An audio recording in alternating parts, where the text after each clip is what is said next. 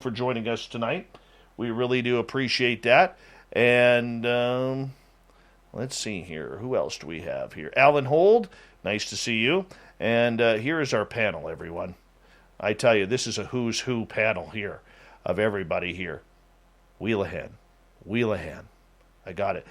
For our panel, I will remind you, if you don't mind, A, no swearing, B, nope, I was going to say no politics. How can we talk about Paul Hellyer without talking politics? But if you could, when you're done speaking, just put your microphone on mute. I've got you all on mute right now. And we're going to get going here momentarily here. Pam McSee looking lovely tonight. Hi, Sandra. Apollo 11, good to see you, my friend. We appreciate you coming on in. Thank you for joining us. And we're going to get going here in about 29 seconds. So sit back, relax. It's a complete tribute show with an incredible panel of people that are second to none when it comes to knowledge of the late, great Paul Hellyer, who passed away yesterday at the age of 98. And I hate doing shows like this. I really do. But it's one way where we can say a big thank you to the great work that a person like Mr. Hellyer did to bring UFOs to the governmental forefront. Richard Elmore, good to see you. Hi, Little Deborah. Here we go.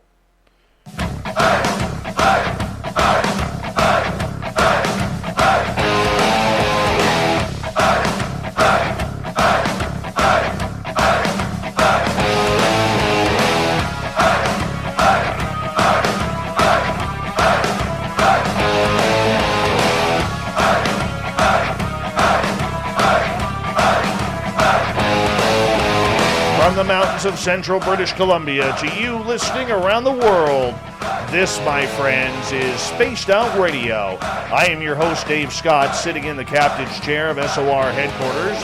We welcome you to tonight's show on our terrestrial affiliates around North America and digitally on TalkStream Live, Revolution Radio, and KPNL. All of our archives are free by going to youtube.com/Spaced Out Radio. Do old Davey the favor, hit that subscribe button. You can follow us on Twitter at Spaced Out Radio and on Instagram at Spaced Out Radio Show. Our website is spacedoutradio.com, where we have a plethora of features for you, including rocking out to Bumblefoot and reading up on Captain Shirk's SOR Newswire. Tonight's show is brought to you by Chive Charities. Help make the world 10% happier by visiting Chive Charities today. You can find them on our website. Legendary Canadian politician and advocate for UFO disclosure, Paul Hellyer, has passed away. He was 98 years old. Hellyer was first elected into the Canadian government in 1949. He spent a few years in the 1960s as Canada's Minister of Defence. However, later in life, he was the highest-ranking politician to come out and state emphatically that UFOs were real and that Earth has been visited by an extraterrestrial presence. He has also stated that government officials both in Canada and the United States and around the world have been in contact with alien species. It was a topic he never let go. Tonight, we pay tribute to the Right Honourable Hellyer with an impeccable panel of friends and colleagues. We have Grant Cameron. We have Stephen Bassett, one of his best friends and colleagues, Victor Viggiani. Sinead Whelehan is here as well. She had known Paul, and Dr. Bob McGwier as well. And Victor, I want to start with you on this one, if you don't mind, if you just turn your mic on there, because this really hit home for you today. You've had a very emotional day in learning about the passing of your friend Paul Hellyer. Indeed, it was, David, a very difficult day. This morning I got up and just, as we all probably normally do, you check your email, and I'd been in contact with one of Paul's family members. I believe it's his niece, and she'd been giving us regular updates following the June 15th incident that Paul had. He had a serious fall, and he had hit his head badly, and unlikely enough, he was in the garage of his condominium, and he fell and hit his head seriously and suffered a severe bleeding to the brain, and it caught us all off guard. Very difficult to understand, and Juan was good enough to keep us updated on all of the ups and downs, and things looked very, very serious to begin with, and he was in the hospital for well over 3 weeks. And following that, they brought him home and had a hospital bed in his condominium here in Toronto, and he was receiving intensive care with the 24/7 home care nurse, and just trying to keep him stabilized, which proved to be very difficult. He was having trouble swallowing. He wasn't very lucid at many points during the day. But after about a week and a half or so, he began to kind of become a little bit more lucid. He understood what was going on around him, and eventually was able to sit in a wheelchair and go outside and enjoy the sunshine. He lived right on the shore of Lake Ontario in his condominium, so things were looking pretty good there for a while.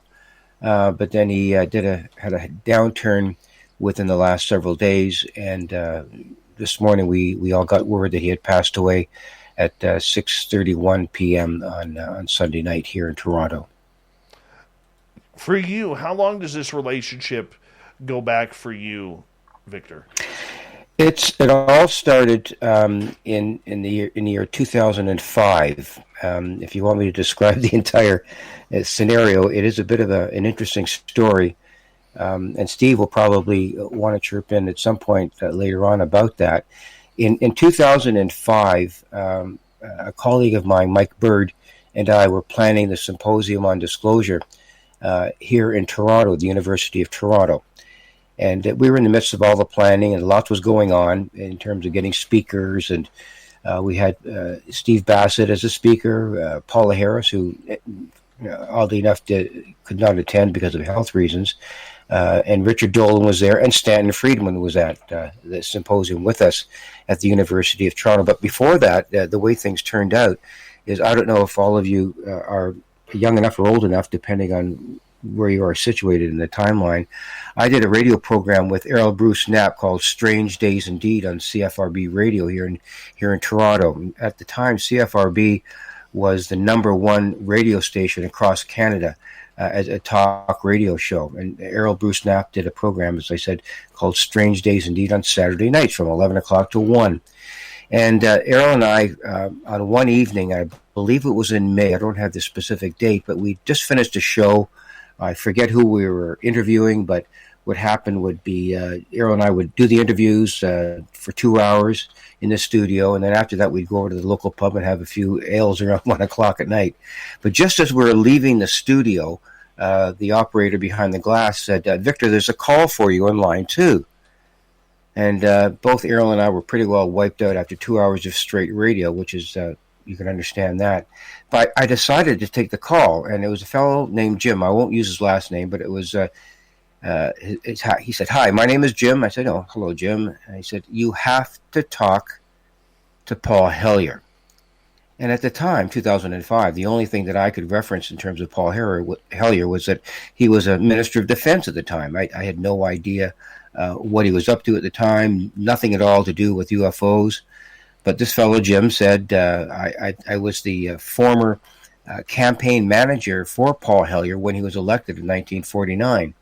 I said, that's a pretty good, close relationship. So he said, "Yes, you have to talk to Paul." I said, "Why?" He said, "Well, he's beginning to understand what this whole UFO issue is all about, and you need to talk to him." So that conversation lasted for a few minutes, and I said to Jim, I said, "Well, you know what? I'll give Paul a call. That's fine." I said, "Well, why would you suggest it?" "Well, he's just finished reading The Day After Roswell by Philip J. Corso." I said, there's another tip-off for me. So I said to Jim, "Yep, I'll give him a call." And eventually, within about 4 or 5 days, I didn't know what to make of it at the time, I give Paul a call. I said, "Mr. Hellyer, my name is Victor Viggiani. Jim, your friend, said that I should call you. You are reading the book Day After Roswell." He said, "Yes, I am." And I said, "Have you finished reading the book yet?" He said, "Well, not completely. I'm just about 3/4 of the way through it." I said, "Well, listen, if you ever want to consider, coming forward about your belief in UFOs, because you're obviously becoming to a point where you're going to advocate for it, we were having a symposium next September 27th of 2005, and we'd like you to be the keynote speaker." And he said, "Oh, no, I could never do that. No, I don't want to go public on anything like that at all." I I said, okay, well, take your time with it, read the book, and I'll call you back in about 4 or 5 days, which I did. He finished reading the book. I called him, and then we had a conversation probably towards the beginning of June, as I recall. And I said, well, what do you think about the book? And he said, I just can't believe it. And he said, well, what, I said to him, what's changing your mind about this whole issue? He said, well, I spoke to a general, a United States general, and in confidence, and he said that everything in the book, meaning the day after Roswell, was true and even more. And so I said that, well, does this mean that you want to come to our symposium and be the keynote speaker? He said, yes, I will. And as soon as I got up off the floor and said to myself, my goodness, we've got something here, he conceded. And after that, he became part of the symposium. And the rest is just history. We introduced him before a crowd of almost 500 people at the University of Toronto Convocation Hall, and he spoke for about 35 or 40 minutes as the keynote speaker. Steve was there, as was Stanton Friedman and Richard Dolan. So that's kind of how it all happened in a very brief synopsis. There's much more to it before and after that, but that's the whole Reader's Digest version of how Paul and I got to become so involved in this issue. Grant Cameron, I want to bring you on here momentarily as, being Canadian, and there are a lot of great Canadian UFO researchers out there, but Paul Hellyer was the biggest name next to Stanton Friedman that we had going forward regarding this, and I would put you in that category as well. I hope you don't mind, but it's my show and I'm allowed to. And anyways, for you, what did it mean to have somebody like Paul Hellyer speaking about UFOs? Well, I don't know if that's the right question. Actually, I can tell you a couple of things people don't know. My father, one of the things you left out with his resume, he was actually deputy prime minister under Trudeau, which is basically like the vice president of the country. So he was deputy prime minister, and he was also, importantly, the minister of transport. He was minister of defense, but he was also minister of transport. And the Canadian official UFO flying saucer study was done under the Department of Transport. My father was a pilot for the Department of Transport, and he actually used to fly Hellyer around. And I don't think he got along with Hellyer, but so I go actually back to the 1970s with Paul Hellyer, and that has a couple of stories because Bob McGwier was asking, and I'll sort of maybe elaborate later, but what Paul actually knew. And one of the things that he had done, he had given a very famous speech as defense minister in 1967 at St. Paul, Alberta, because that was the Canadian centennial, and everybody had their little project for their town or whatever. St. Paul, Alberta built a UFO landing base. And Paul Hellyer made a very famous speech there where he says, this is July the 1st on like the Canada's birthday.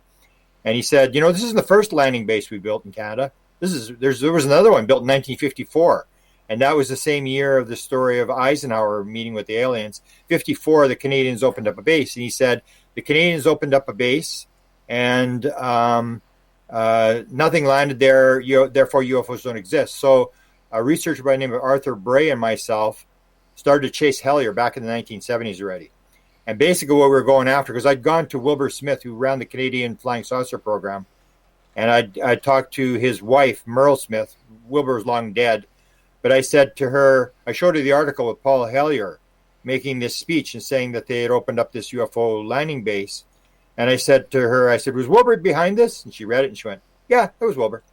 And she said that Prime Minister Saint Laurent in the early 1950s had made an agreement with Wilbur Smith to keep the Project Magnet report and all these reports under cover for now.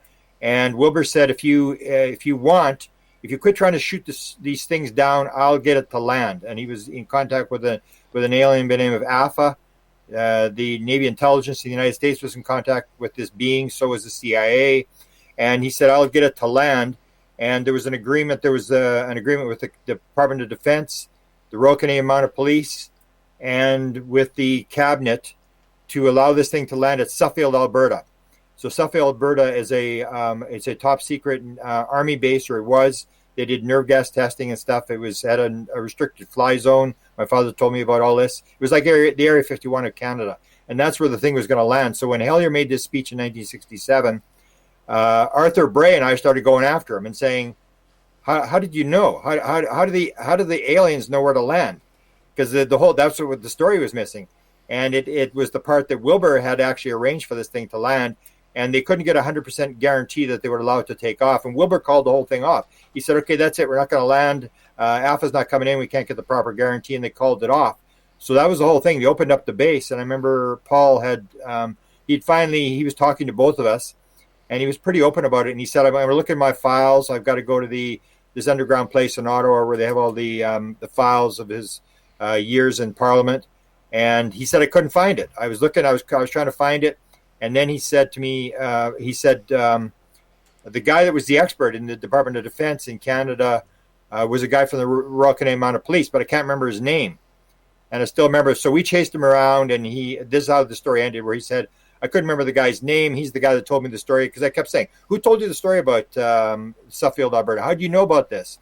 And how did the aliens know where to land? Somebody had to have made agreement. And then I put it on my website. I said, oh, come on. How are you going to believe this? Paul Hellyer tells the story, and this guy's the expert on UFOs in the Department of Defense, and he can't remember who the guy is. This is garbage. And so then I still remember, and if you ever met Paul Hellyer, you know he's a very big guy. And he said to me, Mr. Cameron, I'd like to have breakfast with you. So I go, we were in Washington. So I said, oh, cool. This is the former defense minister. My father flew him around. And so I come down, he's got all these files under his arm.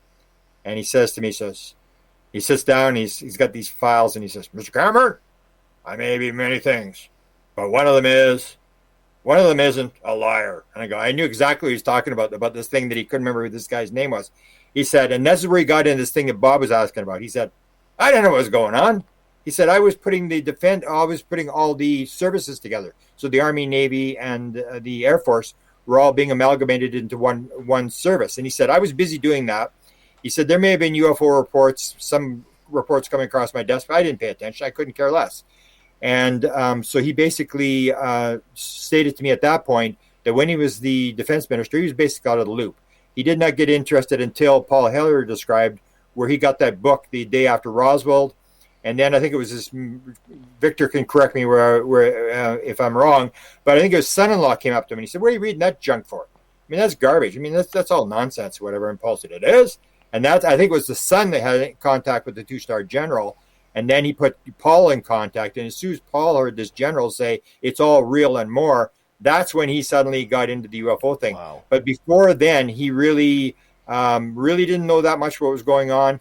And but he did make this very famous speech in Canada in 1967 that described the fact that the Canadians had opened Suffield, Alberta, for an alien to land there in 1954. All right, I want to bring in Sinead Whelehan here, first time to Spaced Out Radio. Thank you so much, Sinead, for joining us here on this incredible panel. I mean, you and I come from pretty much the same generation where Paul Hellyer's name has always been bandied about. We know him more for his UFO works than we do his politics, shall we say. For you, what did Paul Hellyer mean to you as a Canadian and someone who is researching UFOs? Well, thanks so much for having me, Dave. It really is an honor to be invited and to be among this company tonight. So thank you very much for having me.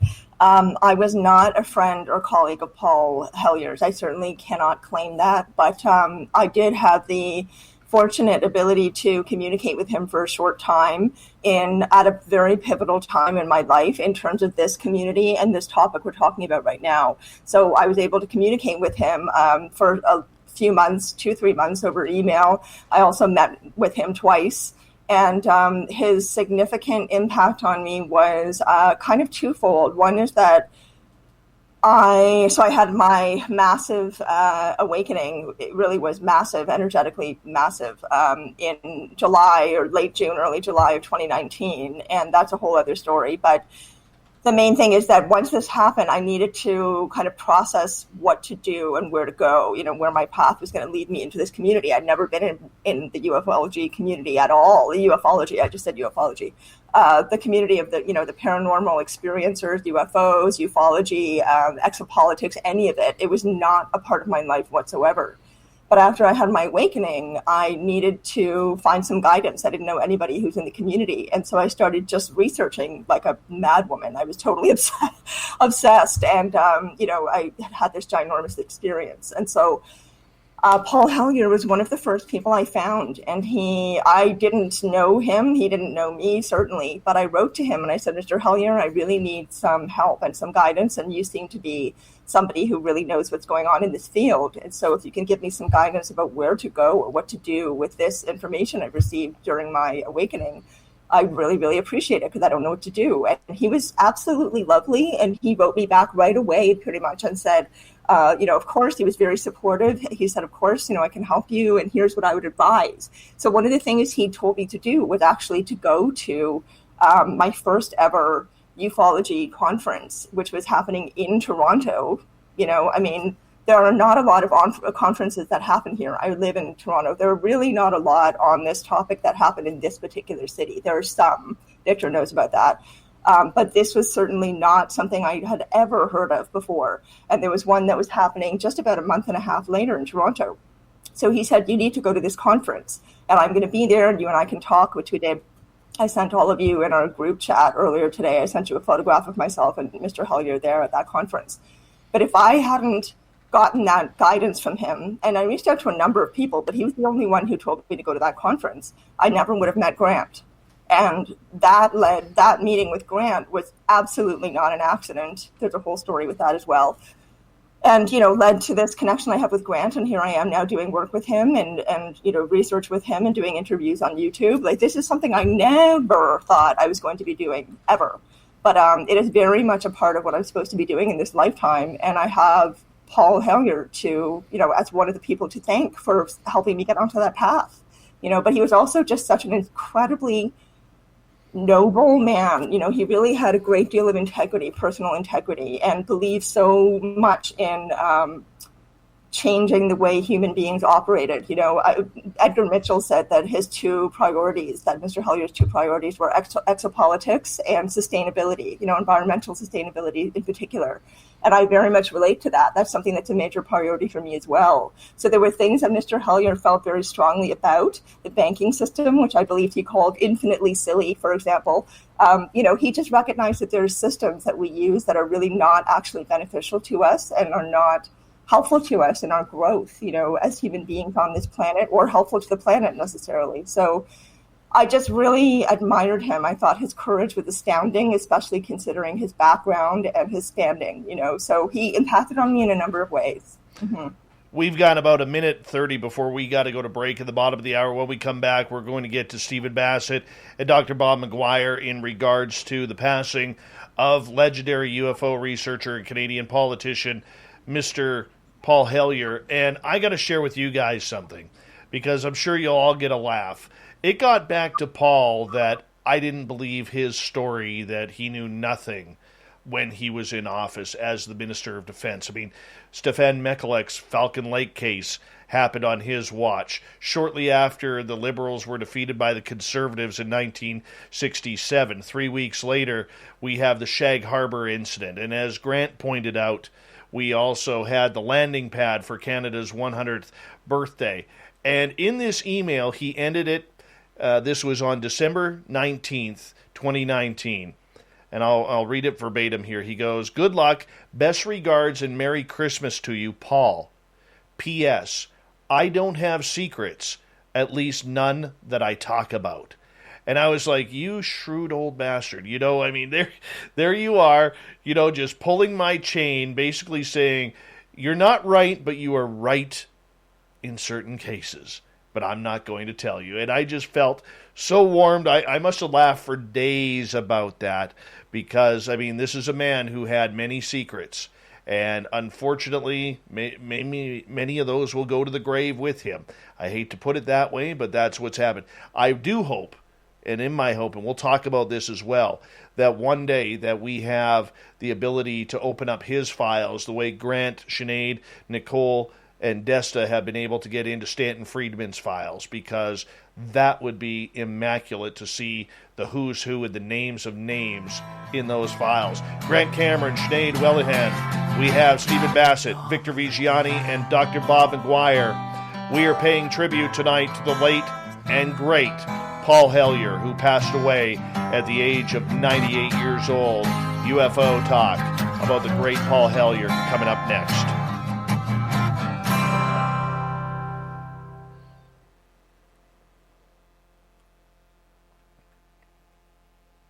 All right, guys, we are clear for 5 minutes. You know, put your mics on if you want. We're all just hanging out with the YouTube crowd, or nobody. Maybe I will. I'll unlock all of you. Is there? Sorry, Grant? Is there any questions from the YouTube crowd? Not yet. They're all just kind of peeling on in right now and getting comfortable. Are we beating the Elizondo number, or how close are we? We're about 255 away from the Elizondo number. Oh, then we're not doing too good tonight. Not yet. We will. I got to wait for the... normally I have to wait for Jimmy Church to be over, and then I get another 50 to 100. There you go. And he's got Dolan on tonight. We will be taking questions in hour 2 with the panel if we can get to them. And, yeah. Just quickly saying hello to everyone who's come on in.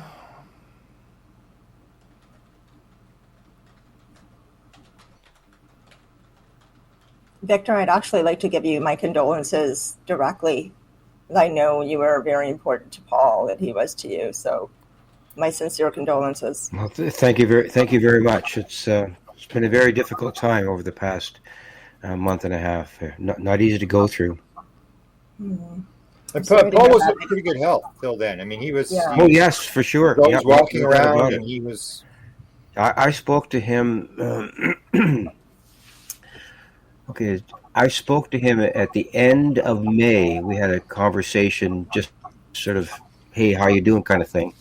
And we were just chatting. We really didn't talk about anything specific. But it was partly to do with, and let me know when you want to go off, Dave, Yeah, keep going. to do with his last book. And he planned a press release to announce the publishing of his new book. And I went through all kinds of hoops with a press release agency, Cision, actually, and we had a press release all ready to go, and it was all set. All I had to do was press the button, and the thing would be published. And it cost Paul a fair hunk. It would have cost Paul a fair hunk of money, but I called him and just said, "Okay, everything's ready to go." And he said, "Victor, we have to stop it."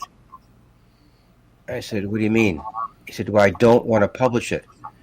He said, "I've been in touch with the creator, and he told me not to do this." Oh. So What does that mean? What the hell does that mean is right. So I said, well, it seemed like he thought he'd be threatened by it. I'm not quite sure. He didn't explain himself.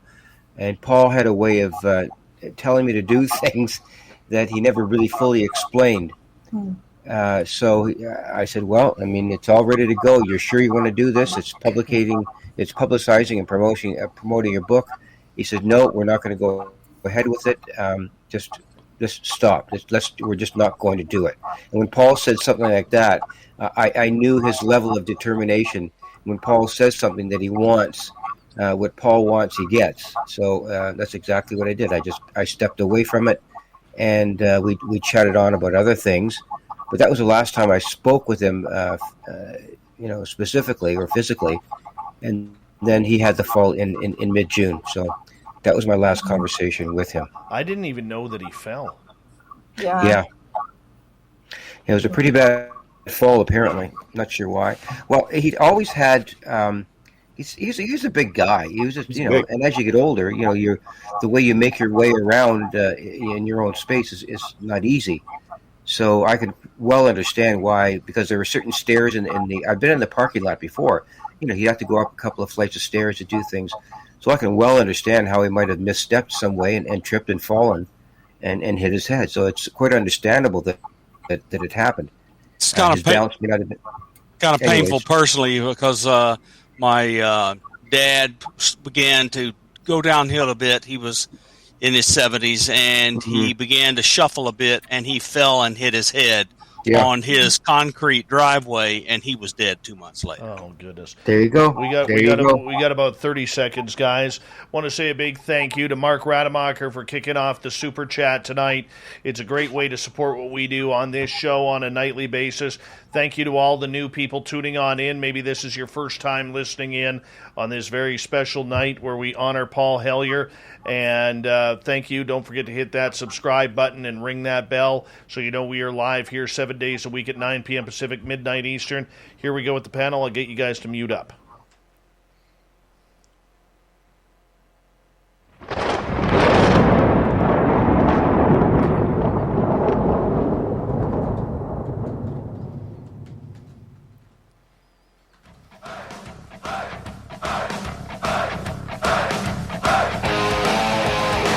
Second half hour of Spaced Out Radio is now underway. My name is Dave Scott. We're going to get right to it tonight because we are paying tribute to the late Canadian politician and a very honorable man in the UFO field, Mr. Paul Hellyer, who passed away at the age of 98. And we're going to start things off right off the bat with Stephen Bassett, because Stephen, even though, this is a worldwide topic, and you really focus on what's happening in Washington, D.C., and with the Paradigm Research Group. I mean, Paul Hellyer was somebody who could really blend any type of thinking together in the UFO community. I would love for you to talk about your experiences with the Right Honorable Paul Hellyer. Being in the United States, I did not have the kind of contact with him that Grant or Victor could have. But we corresponded occasionally. He was important for many reasons, but he's part of a long line of individuals of some stature, rank, station who have stepped into this issue, going all the way back to the 1940s. We know about astronauts and some other politicians. Admiral Lord Hill Norton, of course, made some pretty strong remarks. And these are important because, obviously, when someone that has a substantial resume is willing to speak directly to this issue, it lends some gravitas. It also opens up, perhaps, doors for some others to come forward. And over these 75 years, we have obviously seen that it wasn't enough. Movie stars started coming forward, rock musicians. The truth embargo is well constructed and very effective. So Paul was one of those. However, his timing was good. He made his decision to come forward in 2005, which was, the Grant had gotten the documents on the Clinton Rockefeller Initiative with Clintons, and that was getting a lot of coverage. It was up on the web. We were moving forward a little bit on that. Podesta had made strong statements at the National Press Club in 2002, 2003, and I think was already collaborating somewhat with Leslie Kean. So Paul stepped in, pretty good time, and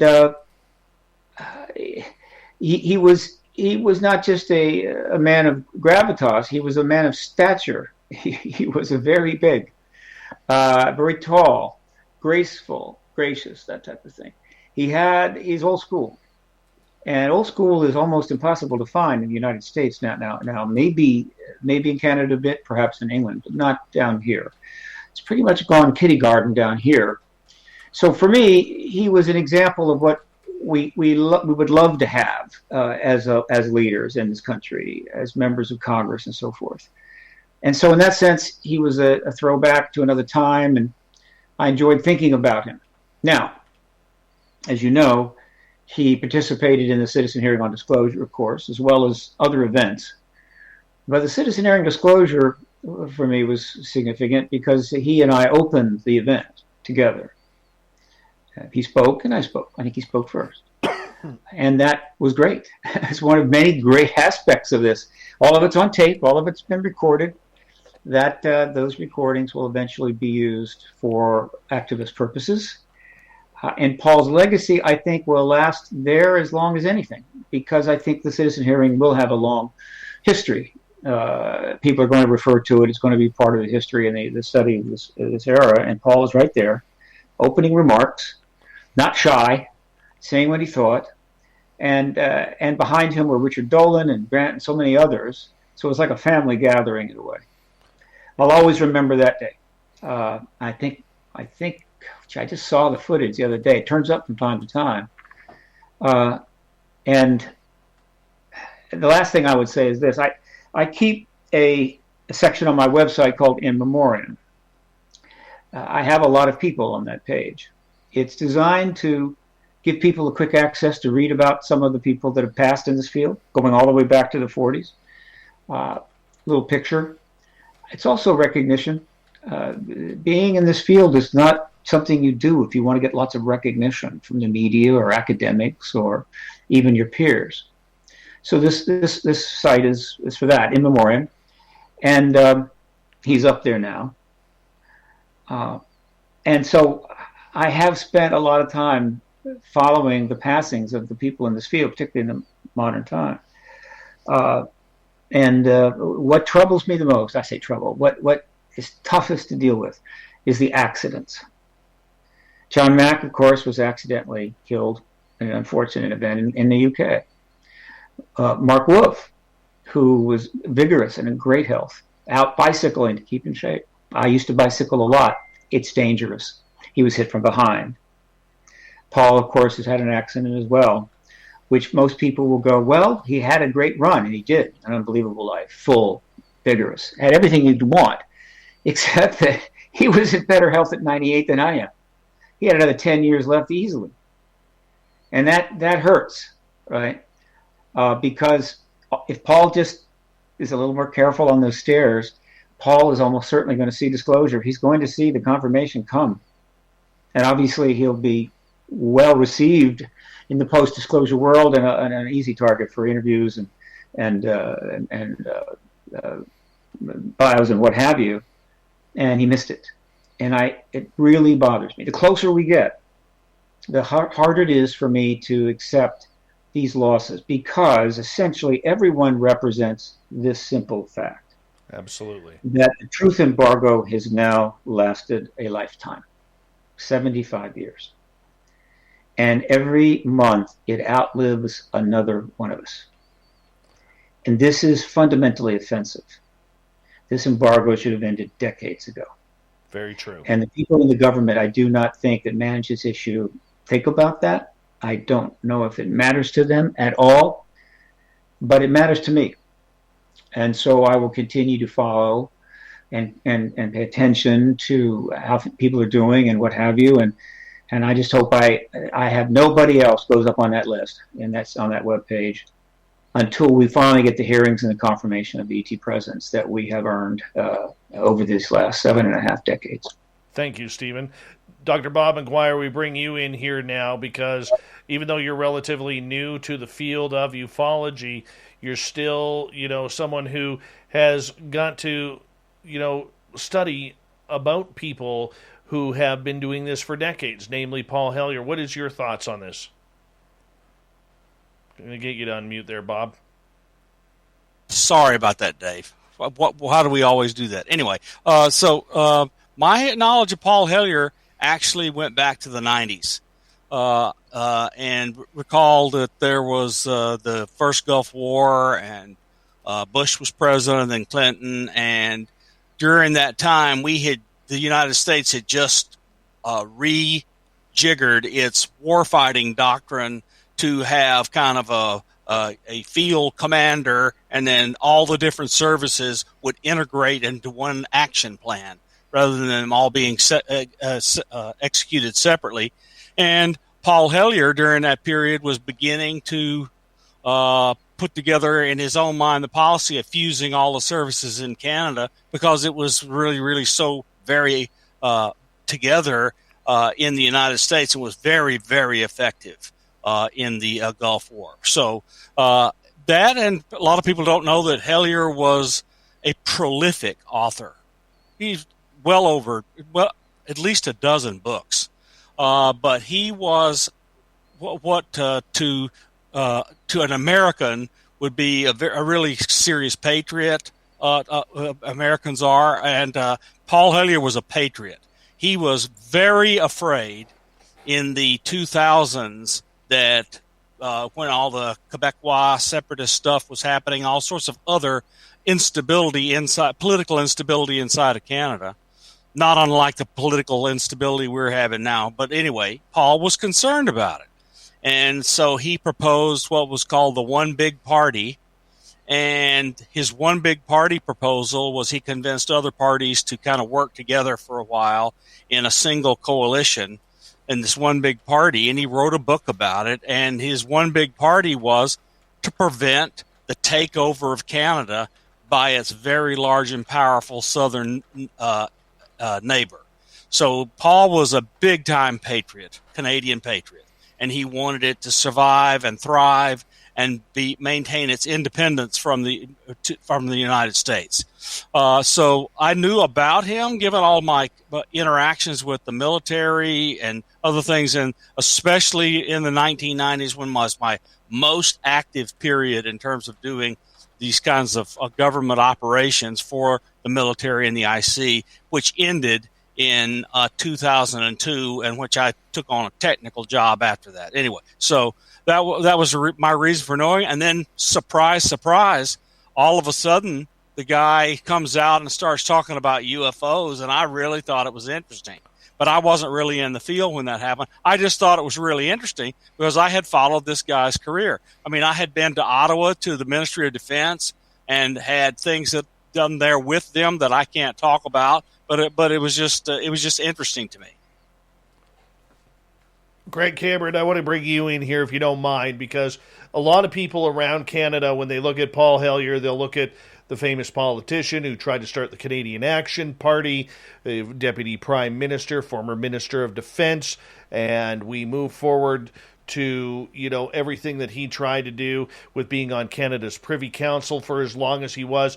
But how many really know him about being in ufology and taking this subject seriously, trying to press other politicians on both sides of the border to come out and speak about this publicly?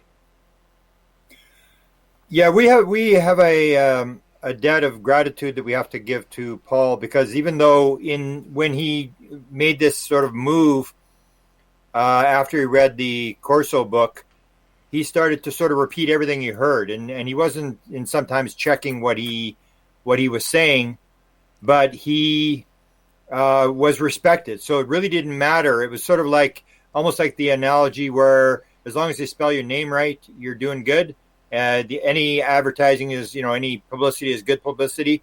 So Paul was saying this, but he really raised the consciousness of the UFO issue, because people really didn't check what he was saying. It was just that this fact that this guy was talking about it.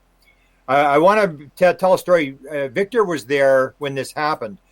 As I mentioned before, that Paul, I don't think really knew when he was defense minister what was going on. He told me about this speech that he made in 1967. He said, I didn't write the speech. I don't even remember giving the speech. And that's true. If you're a defense minister, you got people writing your speeches and stuff like that.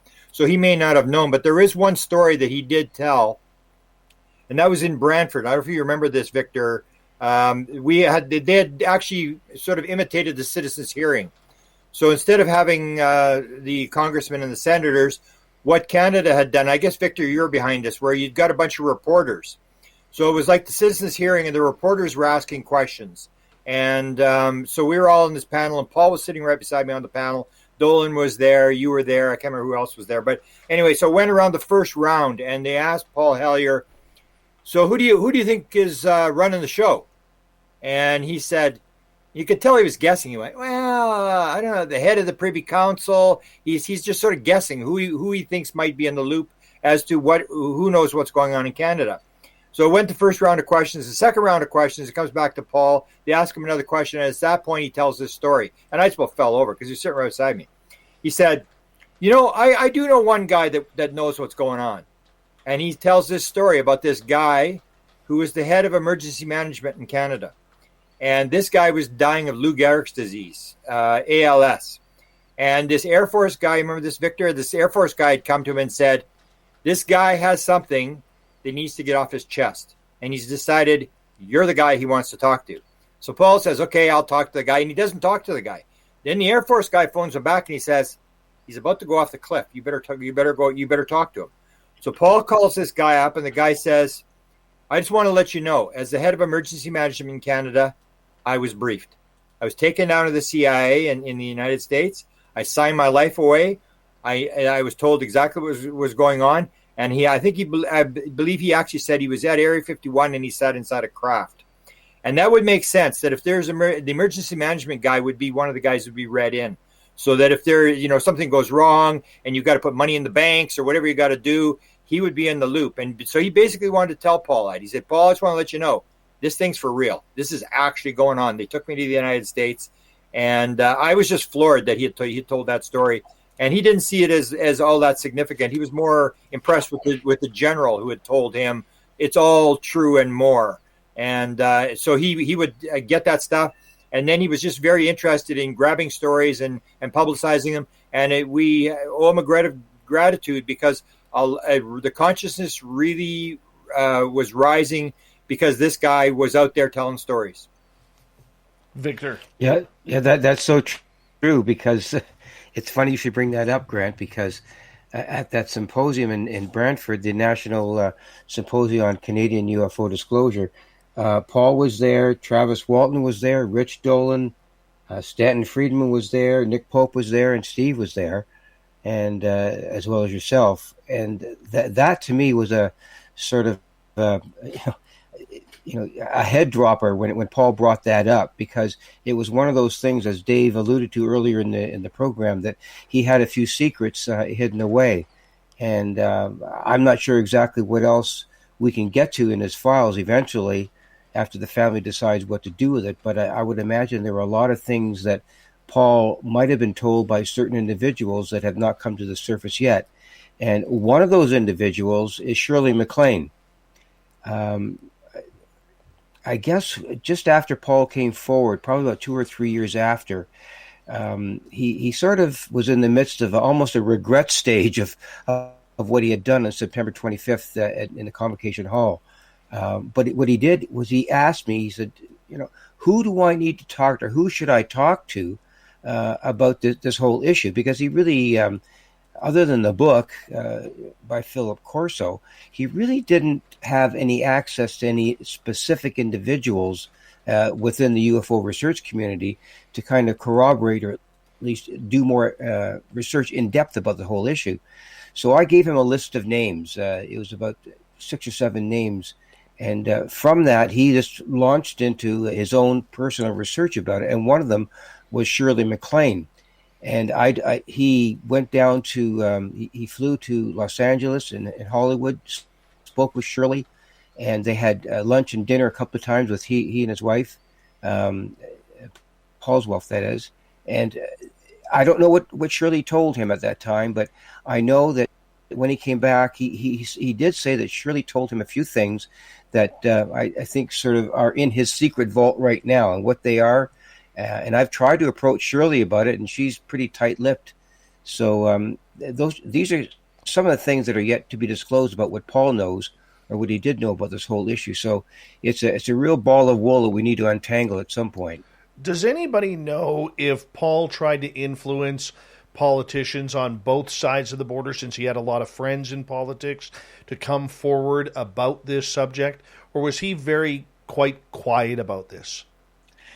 I know that what he did do, it's a really great question, and once again, memory fails me on the exact year, but at some point after he came forward, he and I talked about approaching one of the senators here in the Canadian Senate, and his name was Kenny. First name eludes me. Maybe Grant knows his name. Wasn't it in any case, Jason that's Kennedy, right. That's right. Exactly. He was the chair of the Canadian Senate Defense Committee. And Paul and I threw out a couple of ideas as to how we would approach the Senate, or how Paul could approach the Senate on this, because he knew Kenny very well, and I think they had been sort of colleagues with respect to running in elections at some point earlier on in their careers. And so Paul decided at that time, and when he was invigorated by this whole issue, he had a meeting with Jason Kenney at the time. And he went to Ottawa and sat down with Kenny face to face, and had a discussion about the whole thing. And I don't want to go over the whole conversation that he told me, but basically he came back, and I said, "Well, how did you make out?" And he said, "I asked him, would Kenny be able to go forward on this?" And Kenny said to him directly, he said, "Paul, this issue is so big, it's too big a fish for me to hook. I can't even come close to talking about this." So he did try to influence Kenny, but I think it's rather indicative that a senator of that stature, a chairman of the Senate committee here in Canada, would not touch the issue. His reasons for not doing it were never articulated to me. I'm not sure what Paul was told about it, but that's sort of an indication, Dave, as to how Paul did try to influence some high-profile people here in Canada to at least begin a narrative or a conversation about the whole UFO research aspect of UFOs in a very circumspect and specific ways, which they, I guess, just weren't willing to do. Stephen, did you ever hear of Paul Hellyer potentially communicating his findings and his thoughts with anybody within the United States government, the Senate, the Congress people, or anybody like that? If he'd done it, he might very well have made some contact, but he wouldn't have publicized it. But I'm not aware of that, no. Let me comment, though, that something that you mentioned about going to meet the senator. This is not the way it's supposed to be. It's backwards. When Rager Mitchell came forward, the NASA should have reached out to him instead of ignoring him. When the nuclear witnesses came forward repeatedly, Congress should have reached out to them. They talk about hearings, talk about the need for a hearing on the basis of national security. They didn't do that. Over and over, they don't reach out. You have to go to them. This is backwards. And if you're seeing a world in which major nations are failing their people and their country and the planet, you're seeing the failure of policy across the board in almost every area. You cannot find a single area where the developed countries have policies which are in fact appropriate, effective, and will work. Because we have a political class that says, I'm not going to come to you. I don't care what you are or who you are. You have to come to me. And when you do, I will tell you it's too big. Meaning, I have a job. I want to keep the job. That means I do small things or nothing at all. These are the things I see when I think of Paul and Edgar, so many others. See, it's not just that there's a truth embargo. We have a dysfunctional state, like many in the past. And most of those are just dust the archaeologists look through occasionally with their brushes and brooms. That's where we're headed. Until we get an intelligence class, an academic class, and a political class that when something important happens, they reach out to us. Can definitely see that. Definitely see that. We've got about 40 seconds to go before we are going to go to break here at the bottom of the hour, top of the hour. We have on our panel tonight, as we pay respects to the late and great Paul Hellyer, Canadian ufologist, Canadian politician, Canadian member of the Privy Council of Canada, passing away yesterday at the age of 98 years old.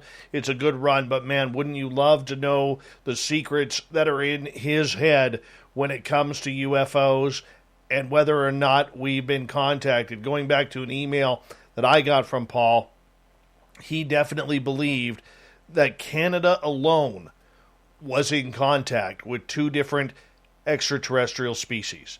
That is, the Canadian government in contact with two extraterrestrial species. Joining us tonight, we have Grant Cameron, Victor Viggiani, Steve Bassett, Dr. Bob McGwier, and Sinead Whelehan here for the big show where we pay tribute to Mr. Paul Hellyer. We're going to continue with hour number 2 about the importance of getting more politicians involved in this topic. Where do we go from here? Who will be the next one to step up to the plate? Our panel continues with hour 2 right next on Spaced Out Radio.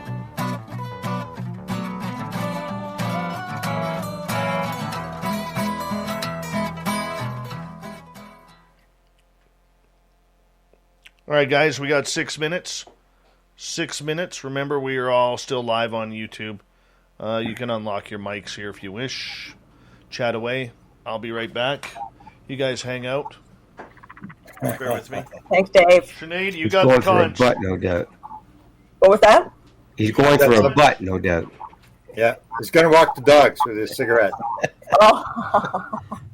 Yeah, I should mention that when Paul came back from that meeting, and actually I was supposed to go with him, but something had happened within my family that I couldn't go. But Paul was quite shaken by the whole experience because he knew Jason Kenney very, very well. They'd been part of, I guess, an election campaign at some point, either him for Jason or Jason for Paul and being reelected. And for him to admit that this was too big a fish for Jason Kenney to approach, that to me really had indicated that this stuff is so well buried within the ethos of the Canadian government, as it is in most North American constituencies, that it's so hard to pry open.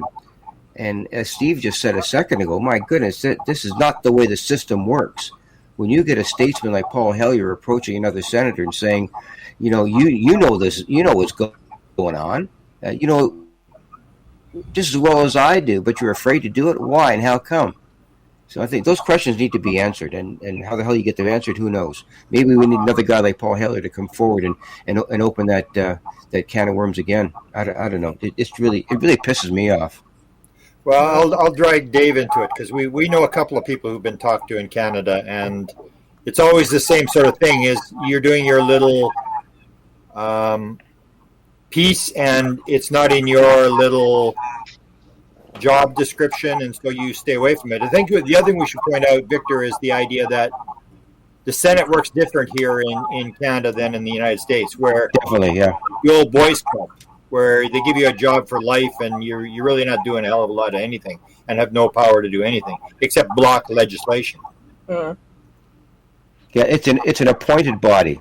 Each prime minister has the opportunity to appoint senators. It's like the House of Lords in Britain. It's the same sort of concept. It's the old British parliamentary system.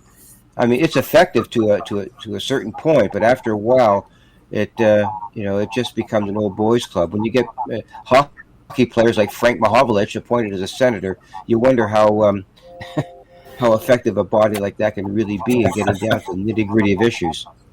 For those of you who don't know Frank Mahovlich, he's a hockey star who played for the Toronto Maple Leafs, and what he knows about politics could fit in a flea's navel, and you'd still have room for 3 caraway seeds.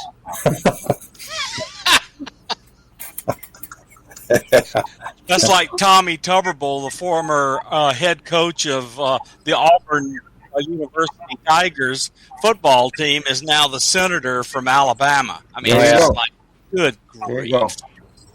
Yeah. Remember when Arnold Schwarzenegger was the good old days? Remember that? Oh, yeah. Yeah, but Arnold Schwarzenegger's got a brain. Yeah. By the There way, were some things that he definitely did well in his time as governor of California, for sure. Yep. Yeah.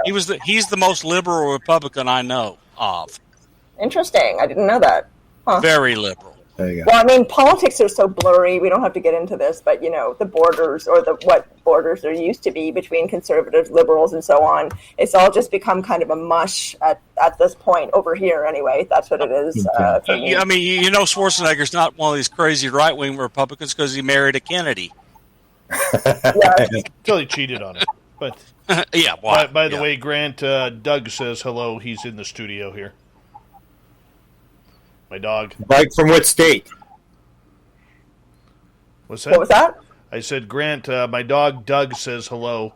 Oh, okay. He's in the for people. There you go. There he is. Hey, boy. Bite him. Bite him. Dougie. Sick him. No, he's not saying it. And people are always wondering, why don't you ever show Doug? Well, yeah. Well, you spent a lot of time coming up with that name. Okay, Sinead, get your cats out. Let's bring your cats out. Let's have an animal show. No way. It's different for girls. We instantly get branded as cat ladies. I'm not doing that.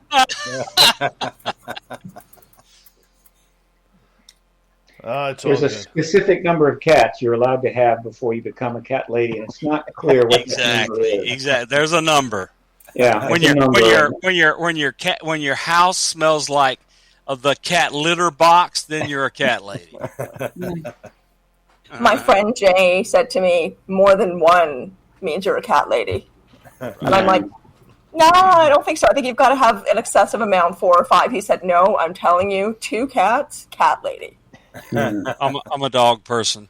I have a Cocker Spaniel, and I'm missing him because my granddaughter took him off with her for 4 or 5 days. We've got about 45 seconds. There you go. Are we going to get into politics, Dave, with who knows in Canada? And yeah, that's where we're going next. Okay, let's do it.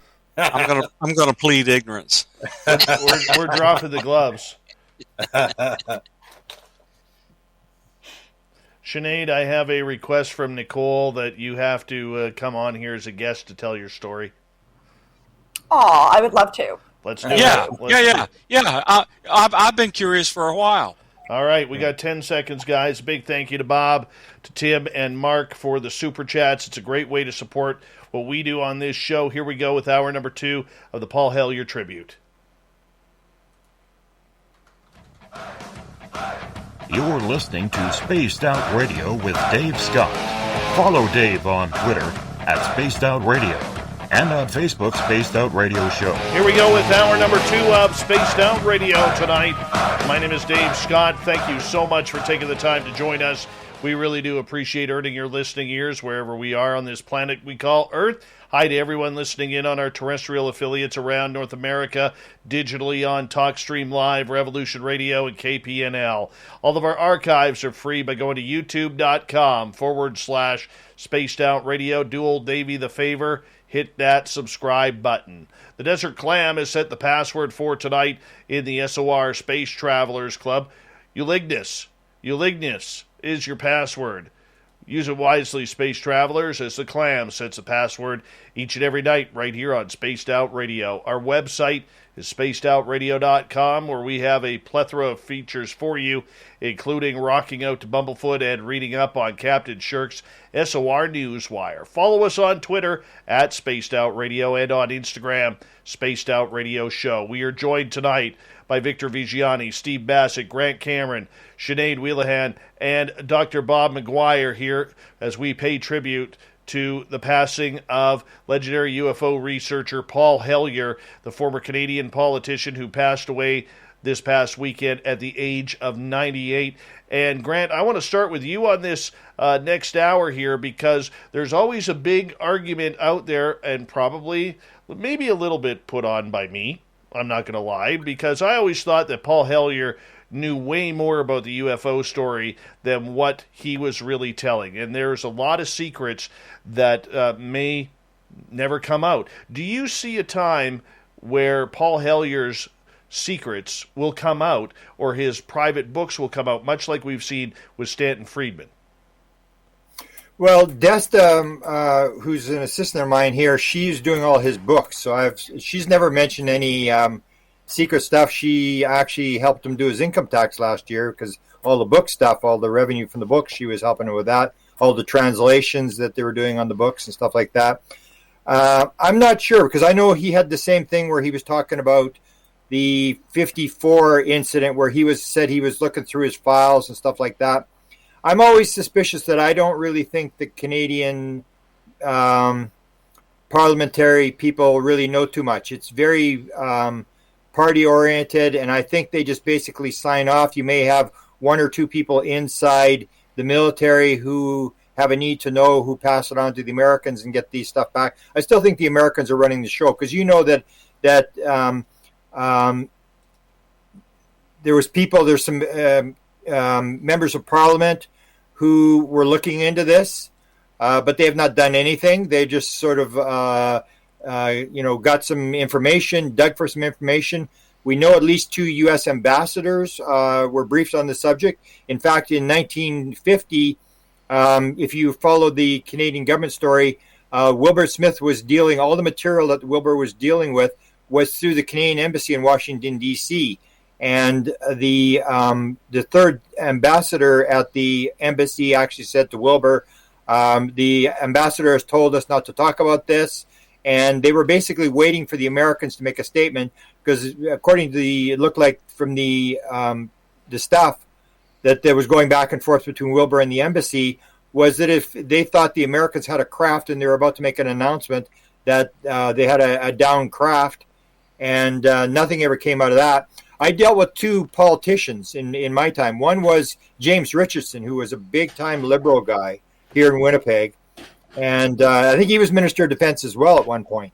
And the other one was Jack Murda. And the sightings that we had were in Carman, Manitoba. And Jack Murda, that was his district. So the people were asking him questions. And it all depends when you want help in Canada. If you want help from a member of Parliament, whether he's in power or whether he's out of power.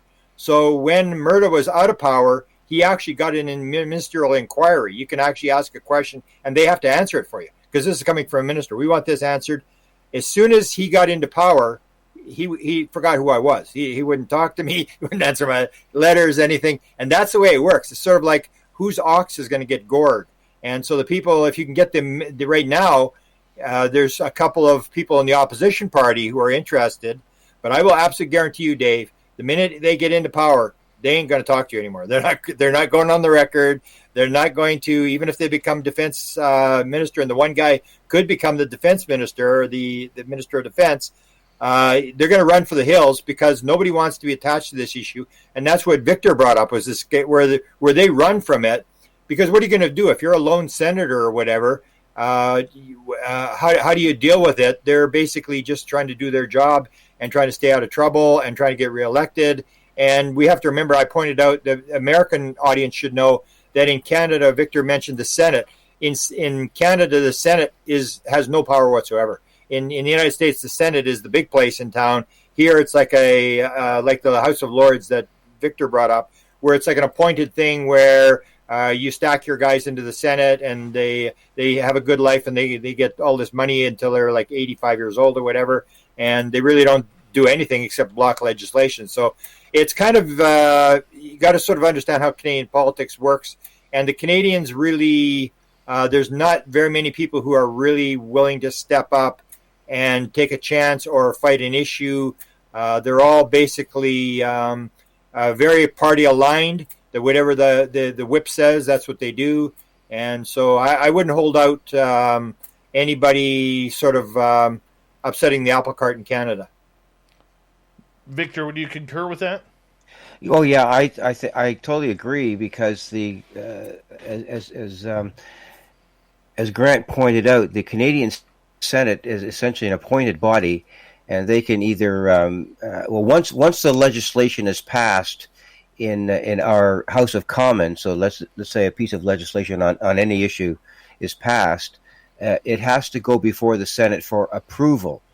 And literally 9 times out of 10, all the Senate does is just put its stamp of approval on it, and it just goes forward. It's not the same as what happens in the United States with the House of Representatives develops a piece of legislation, it goes to the Senate, and it gets either passed or not because of the influence that senators have. The Canadian senators do not have that. They're basically a rubber stamp organization. So if anything were to come up with respect to an inquiry or hearings or anything like that in the House of Commons, and they manage to get something like that passed in the House of Commons, the likelihood of it going forward and passing through the Senate is virtually zero, and maybe even less. So that's the way Canadian politics works. And unfortunately, I sent a briefing document last month, and I told Paul about it, and we sent this. I sent the same document to the senators in charge of the Defense Committee, the same one that Jason Kennedy was chairman of, and it's a briefing document on the issues of the day, the whole UAP issue that's in the ATIP program and all the things that are going on within the United States. And I asked the Senate. Gwen Beauvais, she's the chair of the committee. What is the Canadian position on what's going on in the American Senate? And I had not heard back from them at all, one way or another, about this. Not even a sort of a correspondence say, yes, we've received your information and we will look into it. Not a word, not a whisper from the Senate. And I sent it to all the members of that particular committee. So that's just the way that things work up here, and maybe that's kind of reflective of the closed mouth situation that's going on in other parts of the world too, internationally, with respect to how this issue has to be brought forward.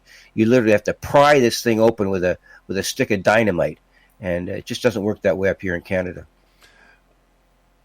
Dr. Bob McGwier, I want to bring out a quote that Mr. Hellyer had sent to me. He said, "I try not to follow U.S. politics that closely, but I doubt that either of the two major parties has any plans to make the UFO phenomena an issue. We don't count, as in us Canadians, and have issues that are far more important to us than the UFO cover-up." Do you think this is the case today, and do you think that there's still a major cover-up going on? You're muted, Bob. Sorry about that. There's a lot of fighting going on inside the Pentagon and in the U.S. intelligence community where people are trying to stop things from going forward. However, we have a major countervailing set of power, which is now fighting against this, trying to shut it down. Catherine Hicks gave her order. It sounds to me now like the internal office that's going to handle this inside the Pentagon is going to have cleared people all the way up through SAP, and which has been coming out in the last couple of days. Steve probably knows more about this than I do, since he kind of watches it every single day. But I've been keeping up with it from afar and paying attention. I wanted to bring up something before I forget about it. When Paul Hellyer, the thing that was so amazing to me about him kind of not being cognizant of what was going on with the UFO stuff is when he was defense minister, what's our favorite Canadian UFO incident? Shag Harbor. He was the defense minister when we had Shag Harbor, and he didn't know a single thing about it. That is really strange that he would know nothing. Very strange. Steve Bassett, let's bring you in here because, this comes to a lot of the political paradigms we see in ufology today, going back 50, 60 years to where we are now in regards to what the truth is. You talk a lot about the truth embargo. You talk about how it really crosses a lot of borders, not just here in North America, but crosses oceans as well. When you look at this entire loss of Paul Hellyer, do we see another politician stepping up to the forefront here? Is it Marco Rubio? Is it Mark Warner? Is it somebody else who's going to take that next step that Hellyer moved the chain so high, now we're going to get it higher? Mark Rubio's action was of another level entirely. When he called for the report after being briefed by Mellon, and witnesses, he essentially signaled, and he was chair at the time, remember, could still be chair if the election had gone another way. He signaled to them that, okay, now we're going to deal with this. It's that simple. You don't put that language into that report simply because you want to score some points with people like myself and Grant and Victor. You don't do that. You do that and you take that risk because the reward will be great. What's the reward? Rubio has sent the message. The Defense Department got the message. They delivered a 400-page classified report, gave briefings, showed film, produced a public report that was of no consequence, really, but they couldn't produce anything more than that. A lot of people thought, well, why didn't they? No, you can't do that. That's just because Rubio asked for it doesn't mean they're going to do that, but they did something, right? And Rubio, I'm sure, got that. He understood. He understood that, but he knew that by calling for a public report, it would generate far more media coverage than if it was just a classified report. You can imagine? Because the media is looking forward to what's going to be in that report. In a classified report, they're not going to get to see it, at least not right away. So it was brilliant strategy. He really put the Pentagon in the corner. Meanwhile, Lou was kind of pressing on the Pentagon from another direction, along with Danny. So I essentially, before the pandemic started to regroup and surge again, it was clear to me the Pentagon had pretty much thrown in the towel. It's over. Now, what does that mean? Is it over in 5 years, 4 years, 3 years?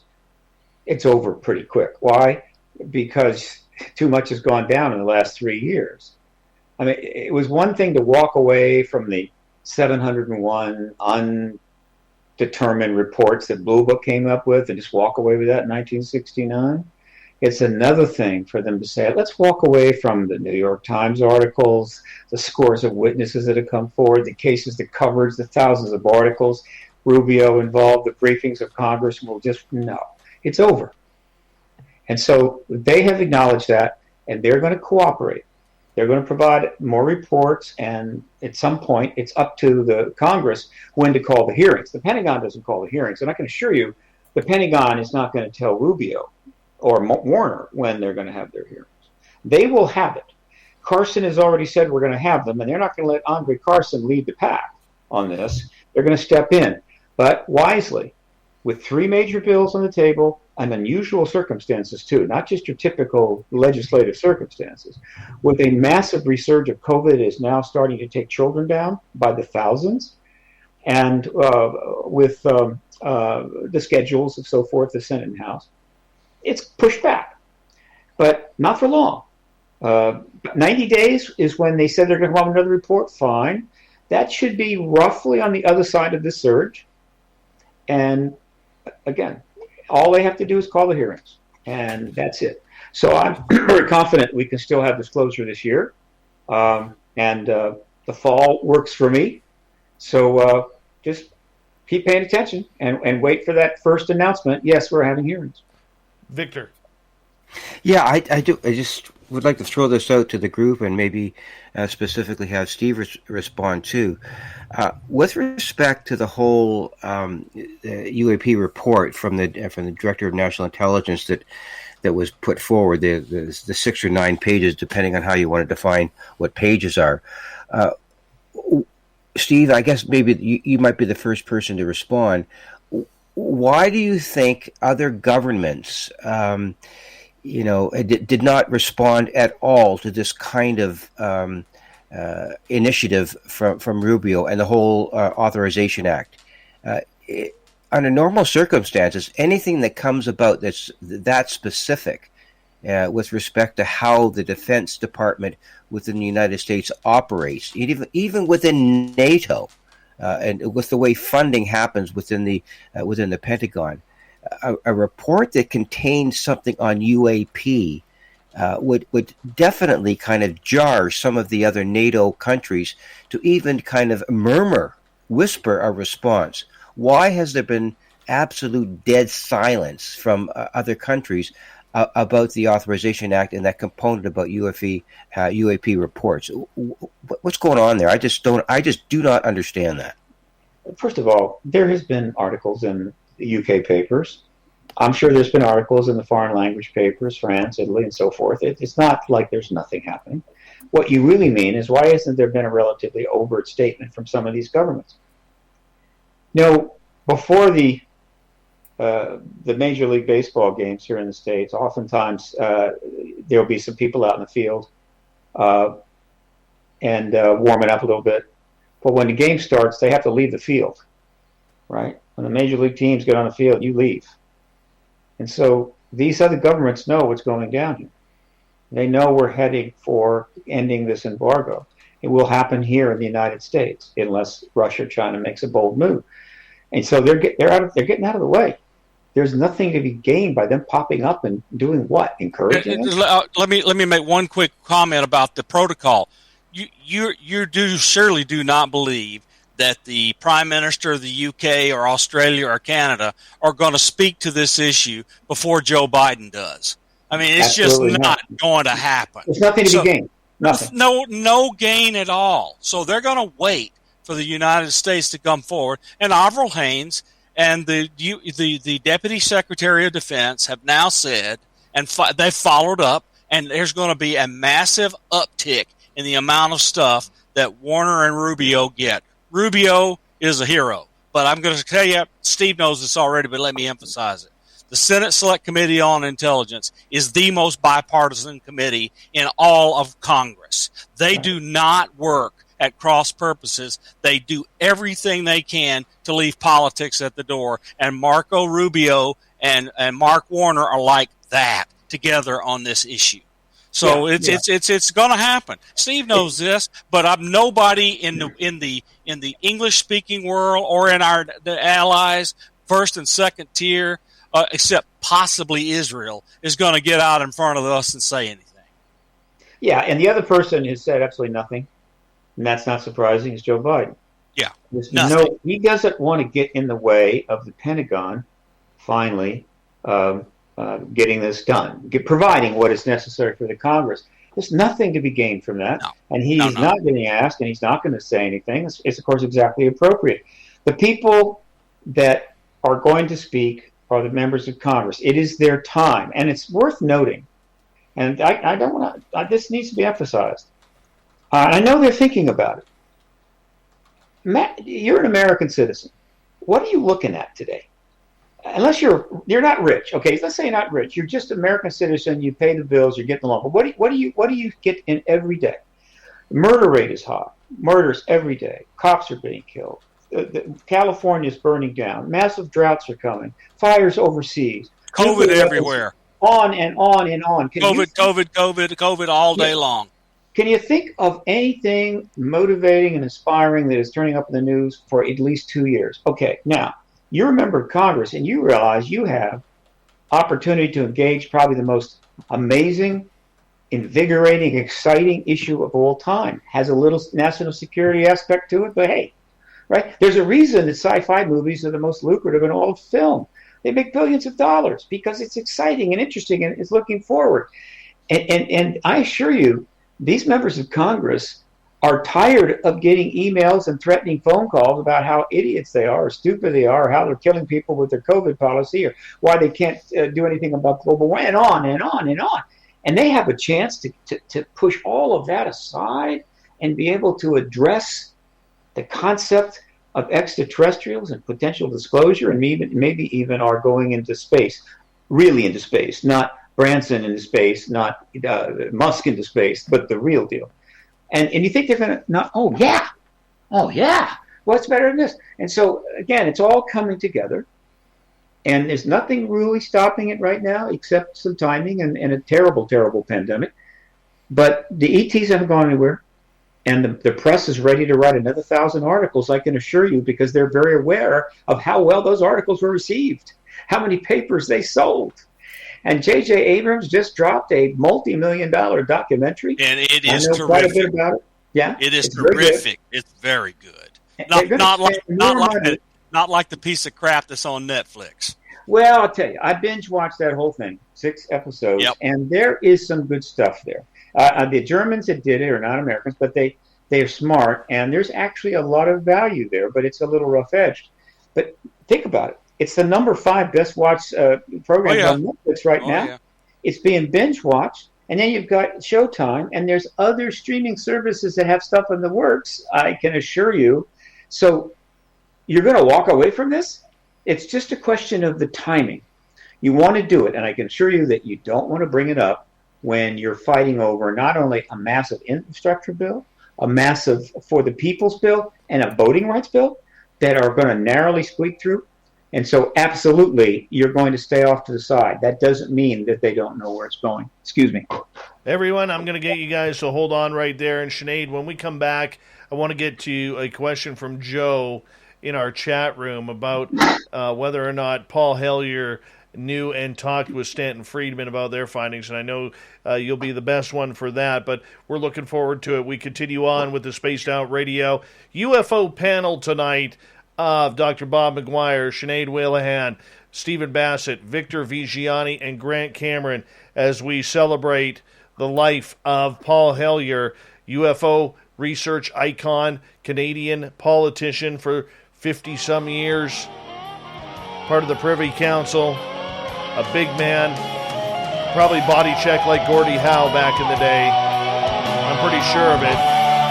Seemed to have sharp elbows. We'll be back with more Spaced Out Radio when we continue right after this.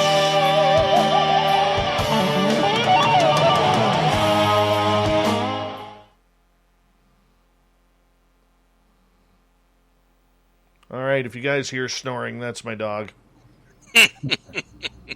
Yeah, he was also the one and only person to ever hold the position of senior minister. The one and only person. After that, you had deputy prime ministers. Wow. Yeah. And actually, regarding Joe's question, I want to check with everybody because I'm pretty positive that Paul Hellyer and Stanton Friedman did have communication back and forth. But I just want to verify that with Grant because from what I recall, we still have boxes of stuff we have to go through. There's so much material. It's incredible. Oh, yeah. It's got to be unbelievable. Well, you can talk about the fact that we were supposed to go there like in 2 weeks, but now because of COVID. Yeah, we had to cancel it. The travel plans are just way too complicated. Yeah, once you cross the border, it's 3 COVID tests, and if you fail one of them, you're 14 days in a hotel. At your expense. At your expense. Yeah, I mean, here, like I'm an amateur radio operator. We were supposed to have the first massive amateur radio convention right next to Marshall Space Flight Center in the state I live in.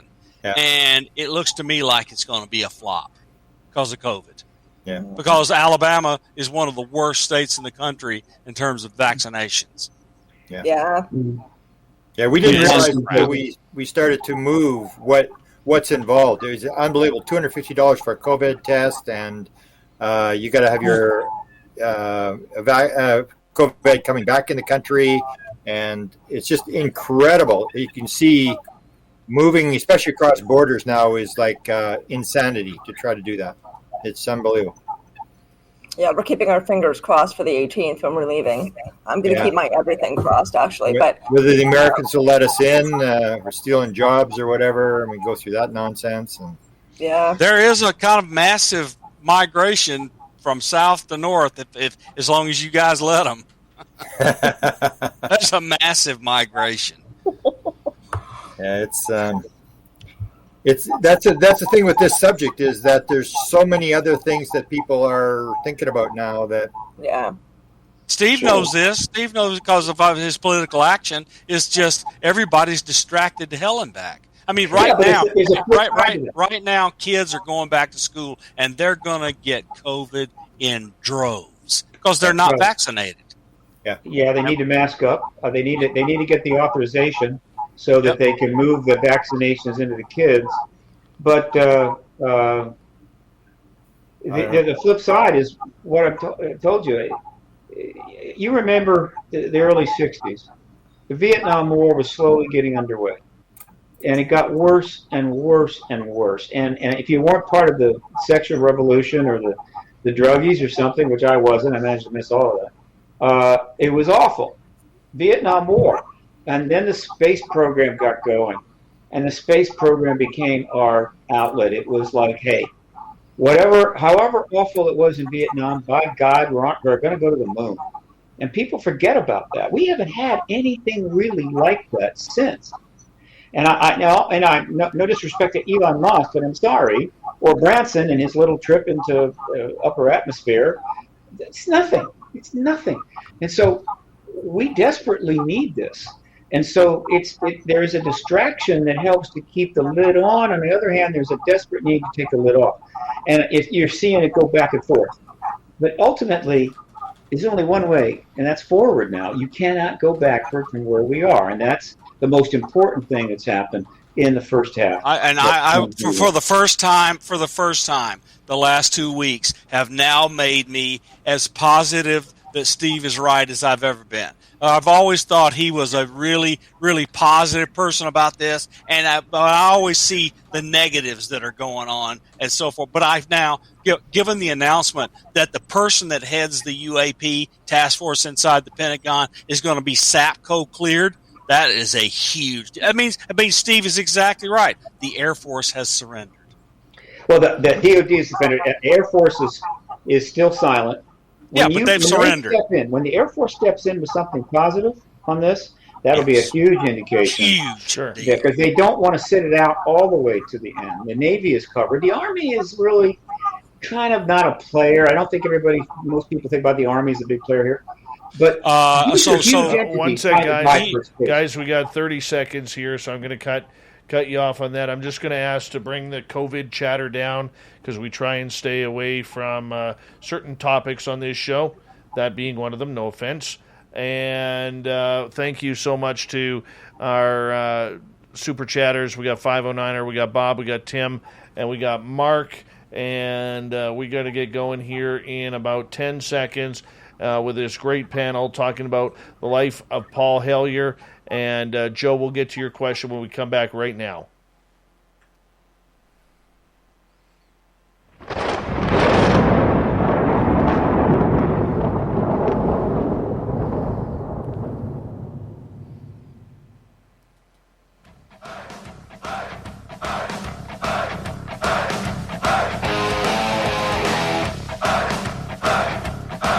Second half of Spaced Out Radio is now underway. My name is Dave Scott. Thank you so much for joining us. We really do appreciate earning your listening ears. Reminder that if you miss portions of this show or others, check out our free archives by going to youtube.com/Spaced Out Radio. Just do me the favor, hit that subscribe button.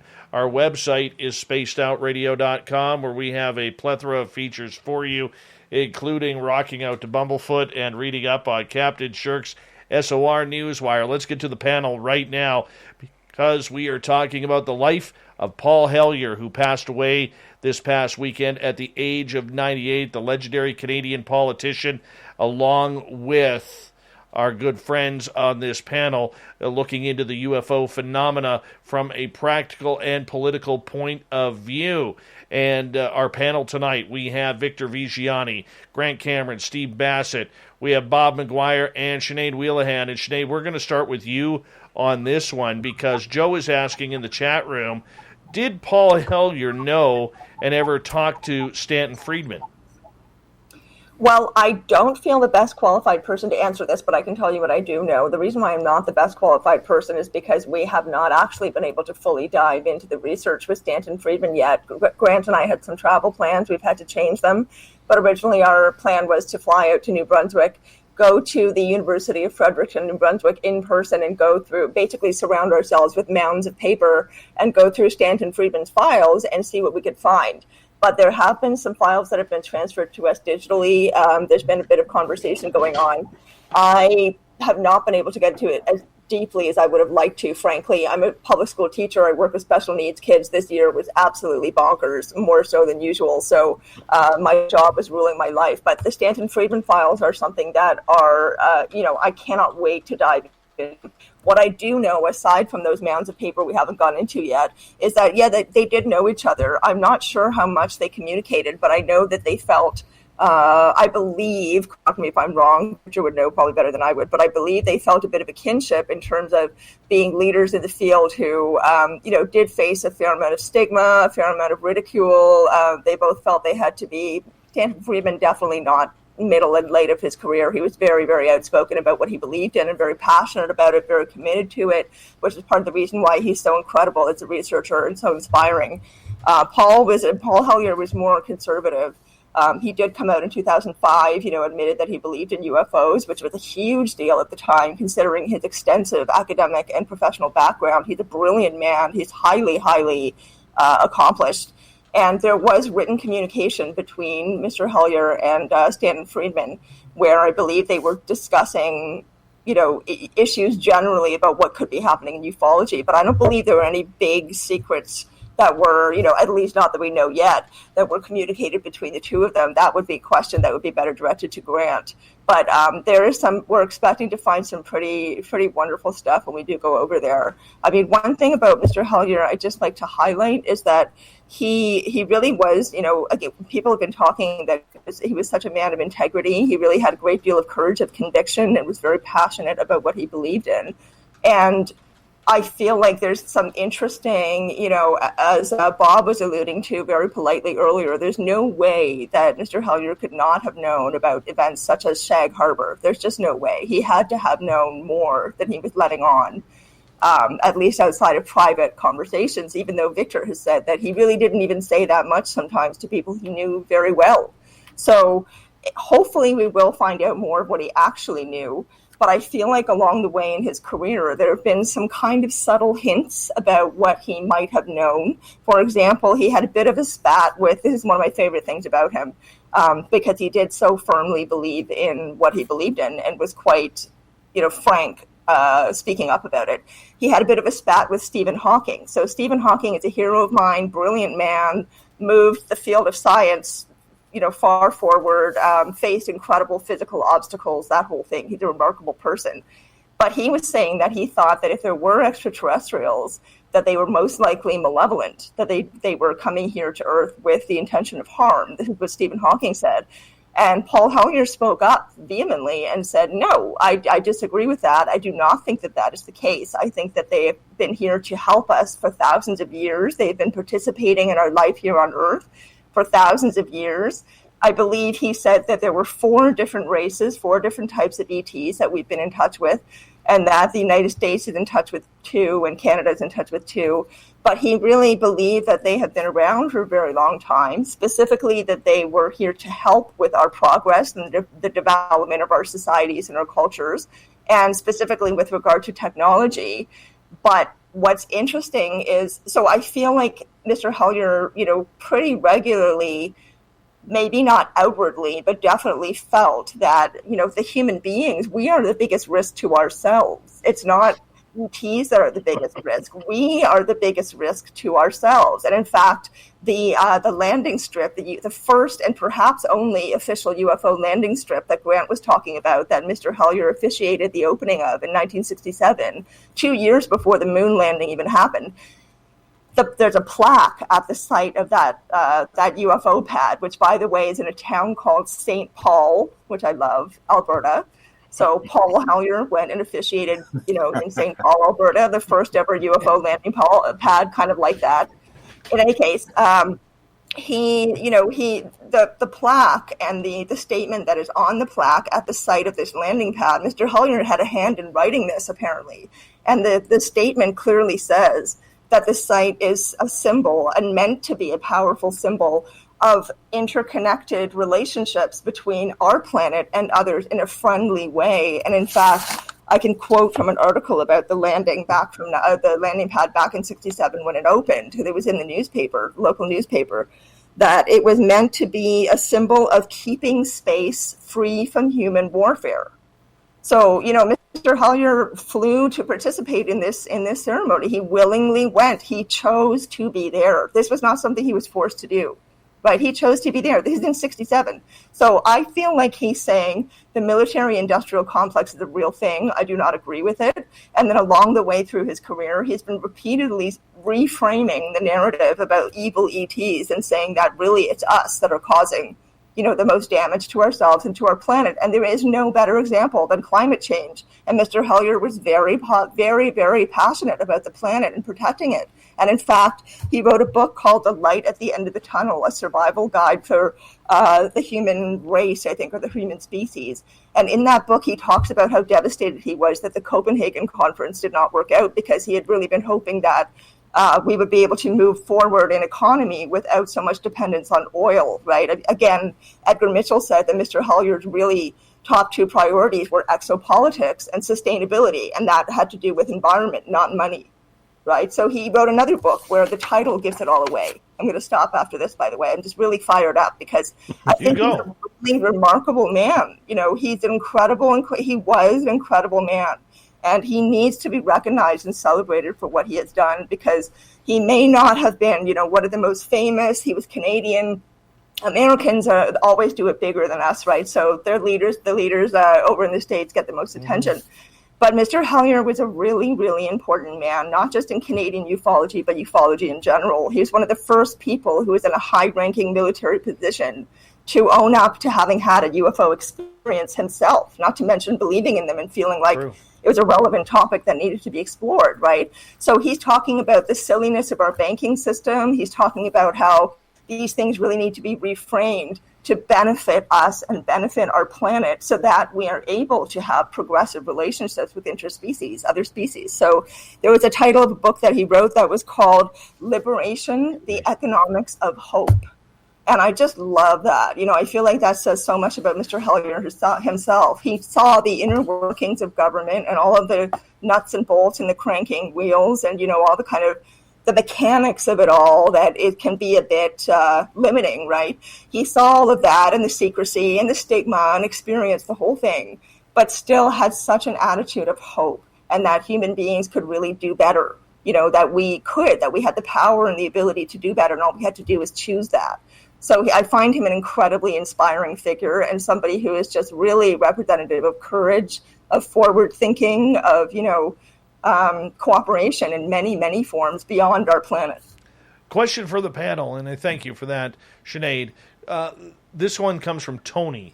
He is asking, was Paul Hellyer ever approached by the To the Stars Academy? These guys would know better than me, for sure. Not that I'm aware of. No, not that I'm aware of. Yeah. Was he ever approached by anybody, Victor or Grant, in the Canadian government about speaking towards what he knew about the extraterrestrial phenomena? One way or another, in favor or against, or what do you? Well, I mean, be quiet about it, or did any party or any politicians pull him to the side and said, "Hey, I want to know what you know"? I know that there was a politician, and Grant could help me on this too, from Quebec, Denis Cordera. He was a member of Parliament at one time, and now I think he is the mayor of Montreal, or he was a former mayor of Montreal. And I know Denis Cordera had an interest in the UFO issue, and he may have at some point spoke about it in Canadian Parliament. I know I sent several correspondence to him, and he did have a very good understanding about it. Now, whether or not he and Paul ever talked about it, I always included my emails to Denis to Paul, but I don't recollect any conversation between them or among any other politicians that I was aware of. But there have been statements within Parliament with the New Democratic Party. I don't know the fellow's name, but he had a long dissertation about the UFO issue. But they never really, for some reason, never made the connection with Paul. Maybe because they felt that Paul had gone too far. I'm not quite sure why Paul never got into the narrative about it with members of Parliament. They just never made the connection, and I'm not exactly sure why. Maybe just one of those keep away issues that parliamentarians don't want to associate themselves with someone who's so in-depthly involved in the issue, which is very strange to me. But I want to go back to what we just said earlier with respect to Sinead's comments. And Paul had a way of raising the level of conversation about every single issue that he approached. He didn't look at it from an ordinary perspective. He had an intense intellect to see through issues, not around them or against issues. He saw through the issues, and he was able to raise the narrative. Now, if you really think about it, no other politician back in 2005 or even earlier, had the gumption to come forward and raise the level of conversation the way Paul had done in his own unique way. That just didn't happen. The only other politician that I'm aware of was Lord Hill Norton, a British Minister of Defense, who did a similar kind of thing, but didn't have the same profile that Paul managed to put forward. But Paul had a way of raising the level of conversation. I think that's the key issue about what Sinead is talking about. He was responsible internationally for raising this issue, and that's one of the things that his legacy will hold true to for a long, long time. And I'm just glad that that we've all been part of witnessing that with respect to what Paul did for this whole issue. All right, Solar Warden is asking, Mr. Cameron, that would be you, Grant. Do you know what Mr. Hellyer's opinion was on ufology and its potential relationship to consciousness? Well, Paul was a very religious man. He understood the consciousness aspect to it. I don't know if I ever discussed with him. One of the things I think I can point out that people don't really realize, I don't think UFOs was Paul's big issue. Paul's big issue was the banking thing. He actually went on a tour across Canada, which I think he basically paid for. He was furious about the banking and how banking works and what a scam it is, and the people that control the world are controlling the money in the banks and stuff like that. So I think we should point out Paul was a very, very religious man. He was deep, and one of the weird things he told me at one point was one of the people that was involved in the cover-up, I can't remember who it was in the early days with Smith, he actually went to church with him, and I think he was in a United Church in Toronto, and it was either Salant or some of these guys he knew these guys from church. So that's the thing I think I should point out to people. Paul was very, very, very religious. He saw everything in that terms, and the consciousness thing. I think we had one discussion about consciousness. He knew that had a connection to it, but he was very much into the conspiratorial. He really figured that there was people out there who were manipulating the system and were playing around with stuff. I remember I told the story my father had told, and it sometimes goes down as a UFO crash that occurred in the middle of Canada. And I remember Paul put it in his book. He wanted me to tell the story to him, and then he came back to me and he said, "Can I put it in the book?" He was fascinated. My father told the story that a radar tech who actually worked for the Canadian government flying saucer program in the 1950s had been at a radar thing, and they'd seen this thing coming over the poles, and they didn't really know what it was. I'm pretty sure it was a U-2. This is 1959. It was coming over the poles. It was coming down, down, down. And I know my father was with the Department of Transport, and the accident investigation people were in the same office as him. And the accident investigation guy went up. My father told me the stories numerous times. The guy went up there to investigate because it's a crash on Canadian territory. And they didn't know it was a UFO or whatever it was. And I think it turned out to be a U-2. But he went there and he said they had this thing surrounded already. The accident investigation guy went up there. And Paul loved this story. They went up there and the guy said, "Sir, you better listen." He was the African-American guy. He said, "Sir, I would advise you to turn around and leave." And he said, "What do you mean? I'm an accident investigation guy. You're on Canadian territory. I'm here to investigate the accident."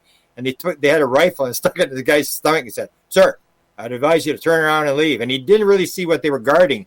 But he came back to my father and he told the story that he had actually gone to the phone. This is back in 59. So they'd phoned to Ottawa and they said, "These Americans are here and something's crashed and they won't let us on the site."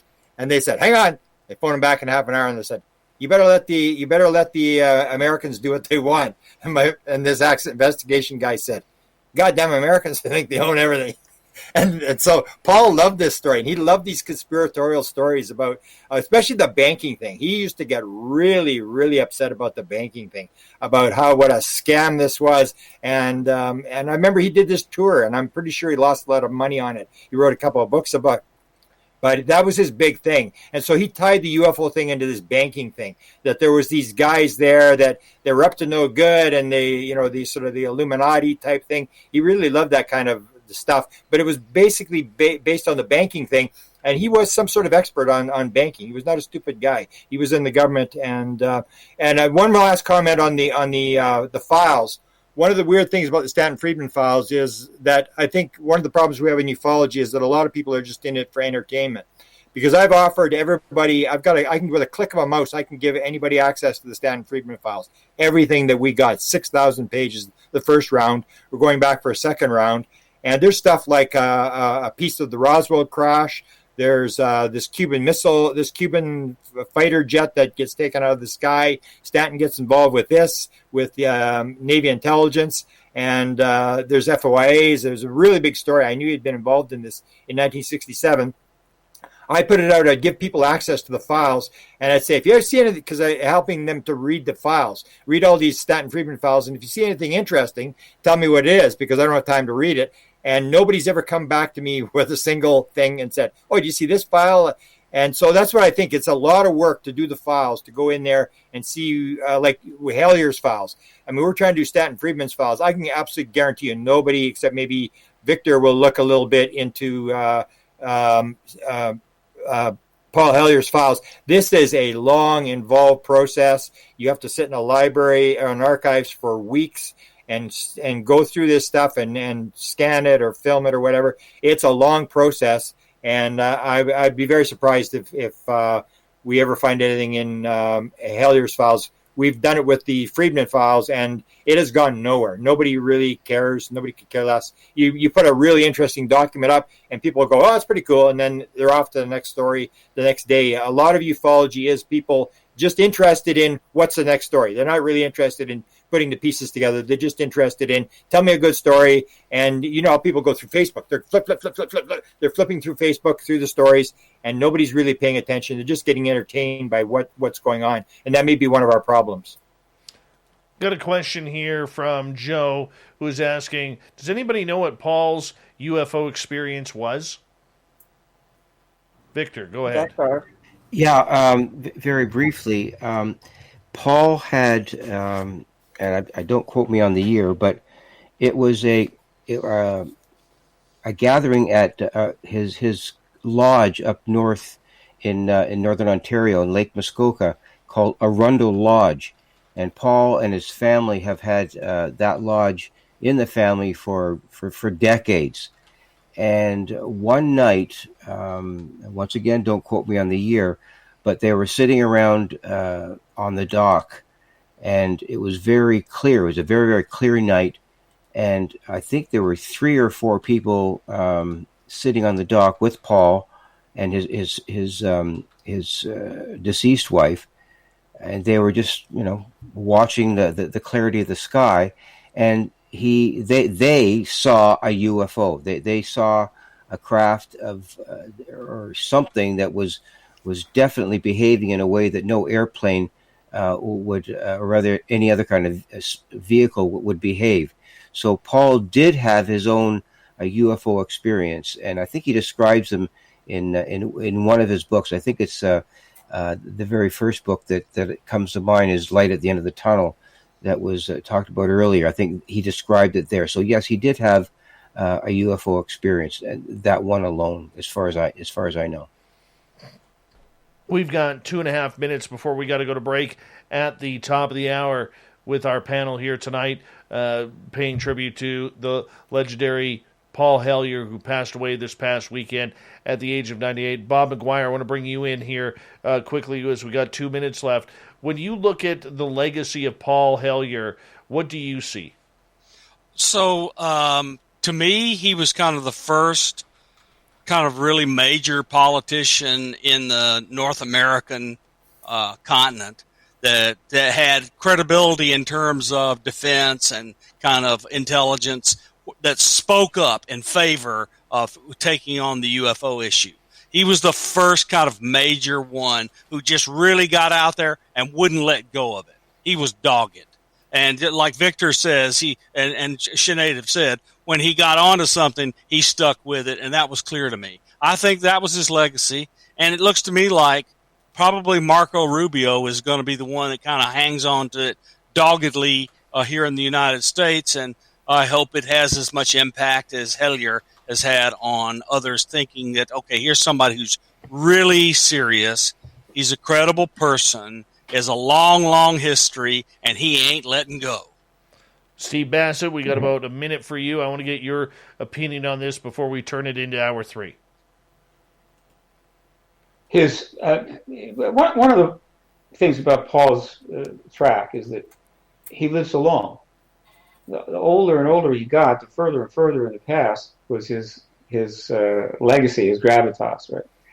And that diminished his impact. I mean, if he had made statements like he made back when he was the Minister of Defense, I assure you there would have been some fur flying in both U.S. and Canada. But I think it's okay. He's an intellectual who put ideas that may yet come back into play. We're going through a anti-intellectual period, anti-science period, but it doesn't mean that. But his books will still be there, and he'll be reviewed by people as they try to plan the future and decide what they're going to do in governance. So he kind of, the last part of his life, there wasn't much of a place for Paul in that sense. We used to have Paul Hellyers in our Senate years ago, and they're kind of gone now. They're just not there. But we had men like that. Statesmen, they wrote important books and what have you. We don't have that now. Steve, I'm going to need you to hold on right there because we are going to go to break here at the top of the hour. Stephen Bassett, Victor Viggiani, Dr. Bob McGwier, Grant Cameron, Sinead Whelehan. We got it for another 30 minutes here on Spaced Out Radio as we pay tribute to the late Paul Hellyer.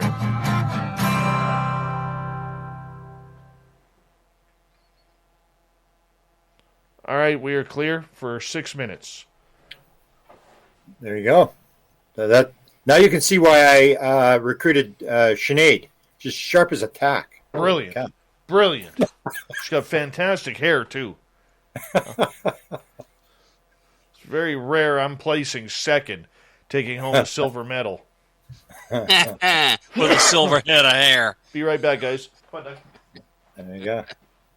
At least he has hair. So what do you think is going to happen, Bob? Is there something exciting about to unravel here? Look, Biden is not going to have the executive branch get in his way on infrastructure, the $3 trillion infrastructure add-on, and the Voting Rights Act. He will let nothing get in the way of that. Yeah. And they're in a rush, and people don't know why they're in a rush. And we're not going to talk politics on the air, but we'll talk about it in a second here.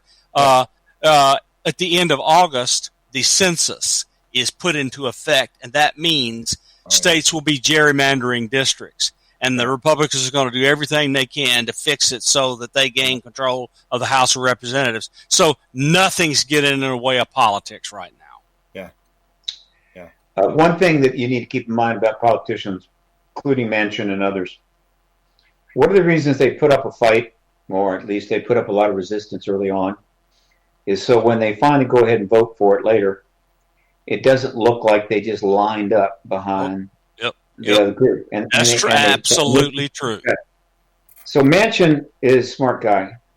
He is not going to be the one that stands between the American people and $4 billion in human infrastructure. Certainly not the regular bill. That's going to pass. It's the voting rights stuff that is really going to be a big deal. He's not going to stand. He's not going to stand in the way of the Voting Rights Act. And except they're going to have to change the rules of the Senate to pass it. Yeah. Well, they already have. They've done away with the filibuster. Oh, did they? Oh, I missed that. Pretty much. I believe that's already kind of accepted. That's what they're going to do. And it's been part of the negotiations. So that would be so huge. Biden is going to become our FDR. Now, he's much older than FDR when he came into office. But FDR, of course, he's a little more vigorous than FDR because, well, FDR was in a wheelchair. But he will be FDR if he gets these 3 bills passed. Well, if they do away with the filibuster, we're going to have Washington, D.C., and Puerto Rico, the next 4 Democratic senators. That is possible. It may be that the deal was struck that, okay, well, do away with the filibuster. We won't put up a fight, but don't go for statehood for either of those two. That may be a deal. That may be if we just get Voting Rights Act where they can't gerrymander districts, I'll be a happy camper. However, if they do away with the filibuster and the Democrats maybe improve their position in the House and Senate in 2022. Puerto Rico and D.C. are coming in. Just start planning how to design the flag. And it'll be majority rule for the first time in 20 years. Yeah. Look, all I can say is things can only get better. They can't possibly get worse. Yeah, it's really bad now. I mean, really bad. Look. Look. Let me be positive rather than negative. Let me be positive. 10 Republicans, including McConnell, voted for the bipartisan infrastructure bill. That is a major achievement. Right, yeah. Yeah, but, one of the reasons for that is that they can count. Yeah, right? Oh, yeah, so 85% of the American people were for it. Yeah, but I'm talking about counting indictments. All these people are keeping track of the taxes. The tax records are going to Congress. There's indictments here. There's indictments there. There's all kinds, and McConnell's looking at it and going, "Okay, I think it's time for me to kind of get off the boat I've been on and move into another boat." He's not a stupid man. So all of this is connected. But right now, you're seeing the breakaway from the previous regime, and it's going to continue, and that's going to reflect in the Congress, which is not a lot of people are going to be unhappy about it. But we're going to get some things passed, and ultimately the politicians will win in that. We'll see how they fare in 2022. But I think McConnell has finally decided, okay, I've gone down that road far enough. Now we've got to get some things done, or my legacy is going to be just awful, just terrible. So a moment of optimism, right? I don't know how we're going to pay for those bills, but hey, how do we pay for the wars? We don't pay for those either, right? It's almost 0% interest rates. Don't worry about it. Yeah, true. We've got just infrastructure. One of Paul Hellyer's big friends here was Mark Olson, and Mark Olson always told the conservatives here in Manitoba. He said, I don't know how it works, but he said infrastructure will just basically pay for itself. I mean, you don't pay for it. I don't know how it works, but that's the whole deal with that money. Is that I remember Paul had a lot of conversations with Mark, and Mark's a big-time business guy here. And Mark said he could never convince the conservatives that you just simply put it in, and it's like free money, and it pays for itself. But we'll see where it goes. It's all right, guys. Well, $4 trillion for infrastructure, and everybody's going to be paying taxes because they're going to be working. All right, yeah. We got 20 seconds, guys. We got 20 seconds, and we're going to be coming on back here, and we'll keep you guys till the bottom of the hour, and then say goodnight to all of you. So thank you so much for coming on this panel tonight. I really do appreciate you guys doing that. Here we go, everyone.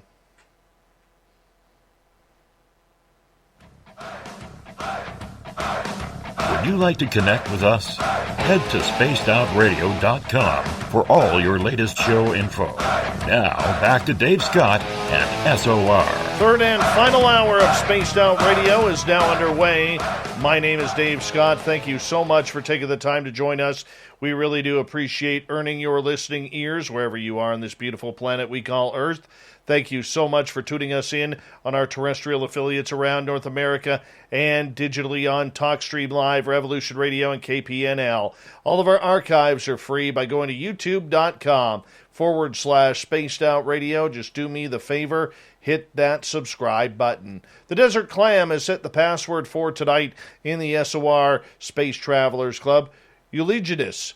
Eulogianus is your password. Use it wisely, space travelers, as the Clam sets the password each and every night right here on Spaced Out Radio. Our website, spacedoutradio.com, where we have a plethora of features for you, including rocking out to Bumblefoot and reading up on Captain Shirk's SOR Newswire. Follow us on Twitter at Spaced Out Radio and on Instagram, Spaced Out Radio Show.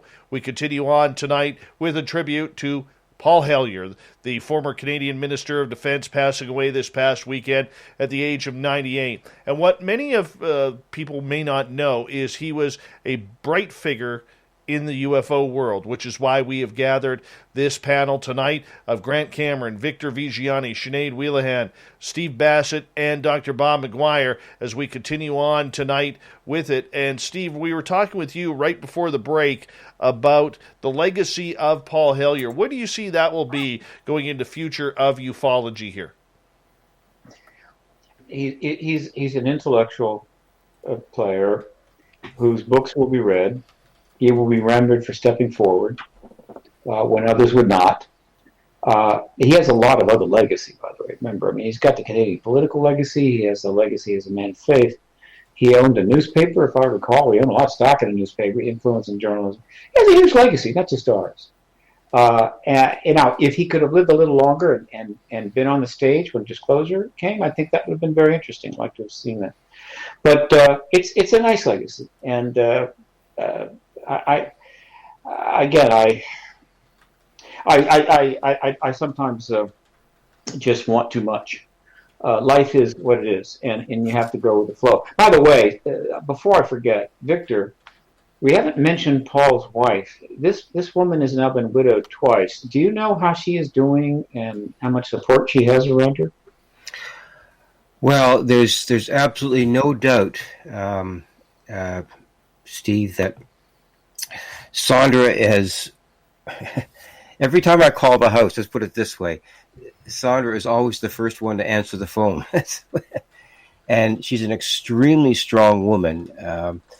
And Paul always mentions the fact that just before he came forward in 2005, his first wife passed away. And he remarried, and Sandra became his wife. And when he decided to come forward in 2005 at the University of Toronto, I'm not sure if he used the word promised. I don't think that was the word, but he said that this was just going to be a one-off thing. He was just going to go to the University of Toronto. Give them, exactly. Give them the 40 minutes. And that would be it. And he said that to Sandra, and Sandra bought that. Unfortunately, Paul had other plans. It became, as you said, Steve, a legacy. But all through it, she stood by him through all of his speeches. I took him to several conferences because he wasn't one to drive a whole lot. So myself and another good friend, Chris Rusiak, would drive him to different conferences throughout the province here in Ontario. We went on the Modern Knowledge Tour, one that you were on, Steve. And she stood by him all along all of that. And whenever any issues came up, it was just something that she just more or less accepted, along with what Grant mentioned regarding the banking issues, the economic issues that Paul was involved in. She stood by him. Now, from all of the communications that I've had with Paul's niece, Wanda, she sent several communications to all of us as to what happened after Paul hurt himself. It was very clear that Paul has a very, very tightly knit family who are constantly around him during this very, very difficult time. And Sandra has done well through it all because she's had the support of this family, and she will be okay. She's a very, very intelligent individual, very strong, very bold, and so much like Paul in a lot of ways.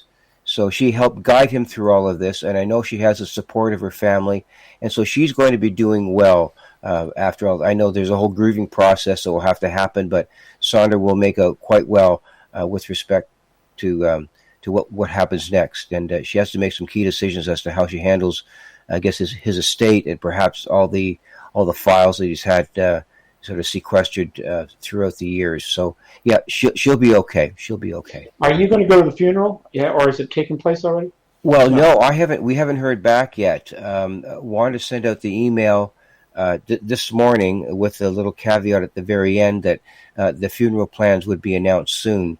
So that, typically within the Christian rite, anyways, it usually happens, within 3 days. But I haven't heard yet when the funeral will be happening. Will he be lying in state?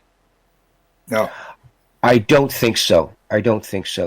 That's a question for Victor. Victor, let me ask you a question. Yeah.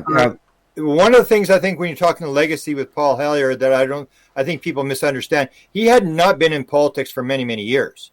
I mean, his big days were way back he'd been retired for a number of years. Yeah, and as Steve had said, if he had said this stuff he said now in 1967, it would have been a different story. But most people in Canada wouldn't even know who Paul Hellyer was. I know we were looking tonight on CBC News to see whether there was an announcement because they have that political show that's about dinner time.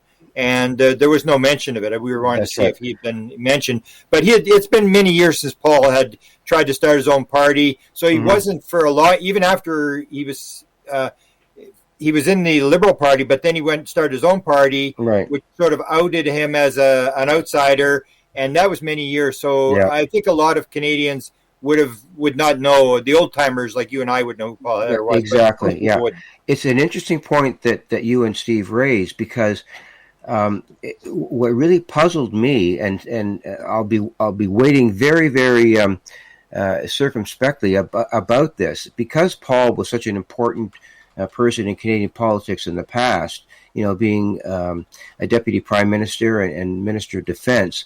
Generally speaking, when someone of notoriety passes away, the Canadian government makes some sort of statement about it.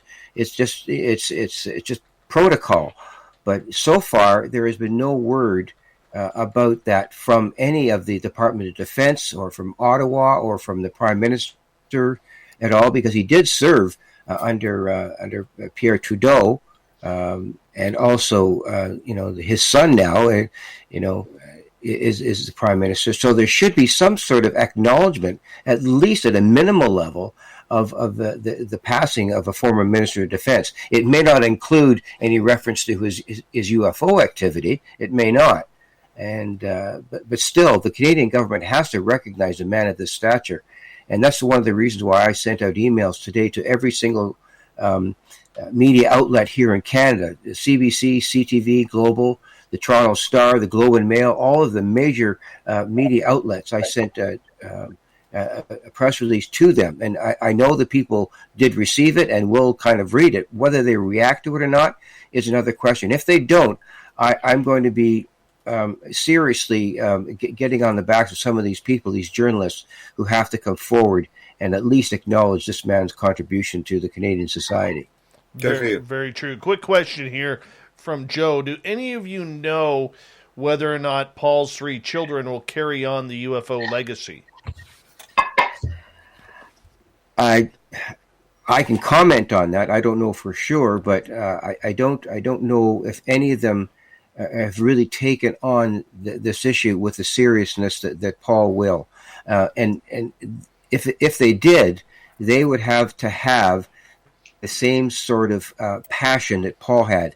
And from my understanding, none of his children have that passion. That's just my sort of observation. He had never spoken about it. He'd never spoken about, once I leave the planet, that my children one of my children may carry this on. I never heard that from Paul. So I would doubt very seriously if that would happen. But then again, the Hellyers are a unique family, so someone just may take up the gauntlet, and let's hope they do. Michael Huntington, who's been a guest on this show, and hi, Michael, good to see you. He is asking, do you think the Canadian military will check out his papers in order to see what is cleared for security reasons? I don't know. Grant, what would you think about that one? Well, his papers, that's what I said back in the 70s when he had retired, and his papers, he was going to whatever that place is, underground place in Ottawa where they keep all the papers. He was talking about it. So those papers have been there for quite a while. That's what I'm saying. People got to realize he was Minister of Defense like 50 years ago. I mean, it was an awful long time ago where, so I don't think there's, I always have the doubt that he became very interested in the last 15 or 20 years. But before then, I'm sure he doesn't have any Roswell material or anything like that. But well, I can add something to that now that you mention it, Grant, because in the Library and Archives Canada, which is sort of like similar to, I guess, the U.S. Library of Congress, the Library and Archives Canada catalogs everything about everything that happens in Canada. It's just a huge compendium of everything. And if you go to Library and Archives Canada and you search out UFOs, you have several departments, the Canadian Department of Transport, the RCMP, the National Council on something, and also the RCMP that I did mention. In any case, if you go there are 9,500 UFO files. And those UFO files I quote unquote discovered back in 2010. I mean, they were there years before I discovered them, but no one ever talked about them. So I made them known. And so I began to read through these files, and that's 9,000 files. Basically, they're just UFO reports by, Uncle Fred and Aunt Martha sitting on the terrace watching for UFOs and seeing something and reporting it. But there also were included several documents by security commissions and security committees about UFO things that happened with respect to memos back and forth. But there are also memorandum from one Paul Hellyer, letters to people who wrote to the Department of Defense at the time asking Mr. Hellyer about UFOs. And at the time, Paul would either write them himself or have someone pen them. And he admitted at the time that he had no interest in them, that he had no evidence that these things were true. And those letters are all available online for people to read. So it kind of indicates that at a political level, anyways, Paul did not give UFOs any kind of credence at all. So that's an interesting perspective about how he perceived the issue back then. And that's at a political level. On a personal level, what he knew then is anybody's guess. There may be a chance that he puts the files, say, at the University of Toronto or York or something like that, because I know that Salant's files are there. I'm going to be in That's Toronto right. in a couple of weeks, and I'm going to go look at those files. So if you can maybe help the family, that you can do those. So put them in archives of the university where I can get Sinead to go and work, 48 hours a week and find everything there. Yeah, well, Grant is always giving me homework. Sorry, guys, always. I have to get a gold star sticker once a week, or I don't get my lunch money. It's that kind of thing. Yeah. It's good that you mentioned that, both of you, because once the dust settles and the grieving process comes to some sort of closure, if you want to call it that, I'm not sure how I'll handle it, but I think I'm going to have to approach the family or at least speak with Sandra or Paul's niece Wanda and broach the question. Okay, Paul has had this legacy. He's got a lot because of files in his computer that are there, both paper and digitally. And what's going to happen? What's the plan for that? Or do you have a plan for that? And if you don't have a plan, I can help you with it. And there are other people who can help you, either dispose or do something with those files that will be in an archived manner so that everyone will have access to them. Or at least we can place them someplace, as you mentioned, Grant, so that people will have access to them. I think the university would love those files, yeah. Yeah. I want to get Go ahead, Victor. Sorry, finish. No, we'll just see what happens. That's all I'm going to say, really. I want to get your opinion, panel, on one more thing here. And this is something that I asked Paul back in my last email with him. I asked him some pretty blatant questions that he answered. And I'm pretty happy that he did. But this is in regards to Canada's role in ufology. He believed, as he told me, my question was, as far as you know, are there any hidden groups or agenda within the Canadian government, whether it's CSIS or something more secret, that are keeping tabs on Canada's role in the UFO department? And this is what he answered. He goes, I am told that there is a group that occupies one floor of the National Research Council building. A former Mountie confirmed in writing that the RCMP were involved and inadvertently told him that Canada had been in touch with 2 alien species on the assumption that he was in the loop, but they went mum as soon as they realized that he wasn't. Has anybody ever heard of whether or not, or confirmed that Canada does have a secret group working on the UFO files? I can make a quick comment on that's what I mentioned at the very beginning. This 1954, he had said that the source that was the top expert in the Defense Department that was advising him when he gave that 67 speech was a guy who was with the Royal Canadian Mounted Police. And that's where I said I couldn't believe that he couldn't remember this guy's name. So that makes sense. And the contact the alien would have been Alpha and Tyla, would have been the 2 aliens that the Canadians were in contact with in the 1950s. Wilbur Smith had radio contact, and this was all went right up, according to Wilbur Smith, went right up to the Prime Minister of Canada. Very interesting. Very interesting. And for Dave, would you mind if I put a question to the group, actually? Would that be all right? Go right ahead. Whenever you're ready. Okay. I just wanted to ask everyone, so, we were talking earlier about Mr. Hellyer's feelings about the banking system, and also that he was trying to encourage government to move away from dependency on oil as a form of economy. We know that, or I know, Victor knows, Grant knows, I'm assuming this was an open thing, that he believed that there were 2 secret bases in Nevada and Arizona where ET technology had been utilized in terms of reverse engineering, and it was going to be turned into something else, that those 2, that the U.S. government already had its hands on free energy, and that was, currently in existence. I don't know when he said this, but he said it with confidence, and very firmly believed that there was a shadow government that was, watching over this process, and that it was happening at these 2 specific locations. So I see a connection between the oil industry, and of course, there's a connection between the oil industry and the banking system, right? They are like this. Mm-hmm. So then here we have this free energy topic, which Mr. Hellyer was openly speaking about, writing about, and using as an example of why our systems need to be changed, right? And why they're not benefiting us. That there are things that are being kept from us that don't need to be kept from us, that this is unfair. And his focus was free energy. So that ties into so many things that were a big priority for him. And I'm curious what everyone here knows about Mr. Hellyer's understanding, not his understanding of free energy. He was an engineer, he was a pilot, but what did he say about it that you know of, and what would he want to have seen happen with that? Does anybody know more about that topic? Well, I sort of, he wrote about it, I believe it was in Light at the End of the Tunnel, or the next book.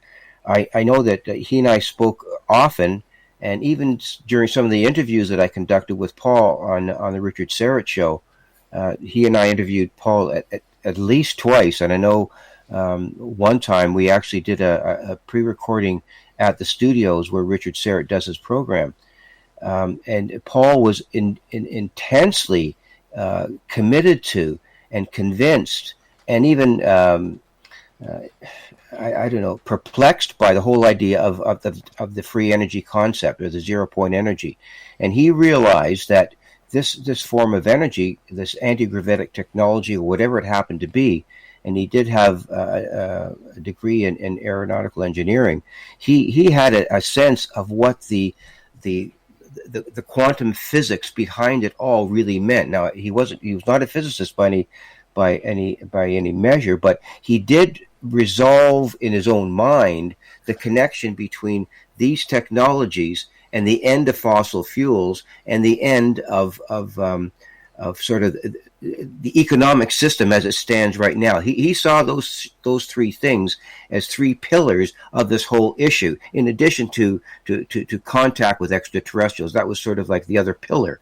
But the pillar of economics, the pillar of oil, and the pillar of the technologies was something that he wove together in his narratives about what the whole ET issue was all about. And that's one of the things that Paul did in a very unique way in just about every one of his speeches. He wove all those elements together to allow people to understand that the UFO issue did not stand on its own, that it was deeply entwined within economics, within the banking system, and that any cascade failure that would happen after the 0-point energy and extraterrestrial contact would occur would be the end of the banking system as we know it, and the end of the fossil fuel industry as we know it. So he had a great way of intertwining all those issues, and he understood the technology very, very well for a relative layman within the area of physics. We're already breaking away from the U.S. petrodollar running the economies. I mean, China is setting up its own independent currency, and others will follow. Cryptocurrencies are coming. The upheaval is already here, and I think it'll be more helpful if all of this renewable energy, et cetera, that's going on eases us into the 0-point energy, and I think that may be some of the motivation for wanting to release some of this 0-point energy stuff, because they know it's coming anyway. Yeah. What I don't really understand, and I really didn't talk a lot to Paul about this, is why and how did he have this insight? Is this just something that occurred to him, or was it something that was, did he receive a download of some kind that these realizations were coming to him in some way? And Victor, I'm going to tell you, I don't know his mind, but I am a scientist and I do know some physics. So when you see these things flying around and you see they don't have an obvious means of propulsion, they have to have an energy source, and that implies something like 0-point energy. And on that note, I got to cut you all off. Victor Viggiani, sorry for your loss of your good friend. Thank you. Paul Hellyer, Grant Cameron, Sinead Whelehan, Stephen Bassett from the Paradigm Research Group, and Science Bob McGwier. A great panel paying tribute to the legendary Paul Hellyer, what he brought to ufology. Coming up next, we have John Hudson with the Unbiased UFO Report, the News Wire, and the Thought of the Day. Stay tuned. Spaced Out Radio continues after this.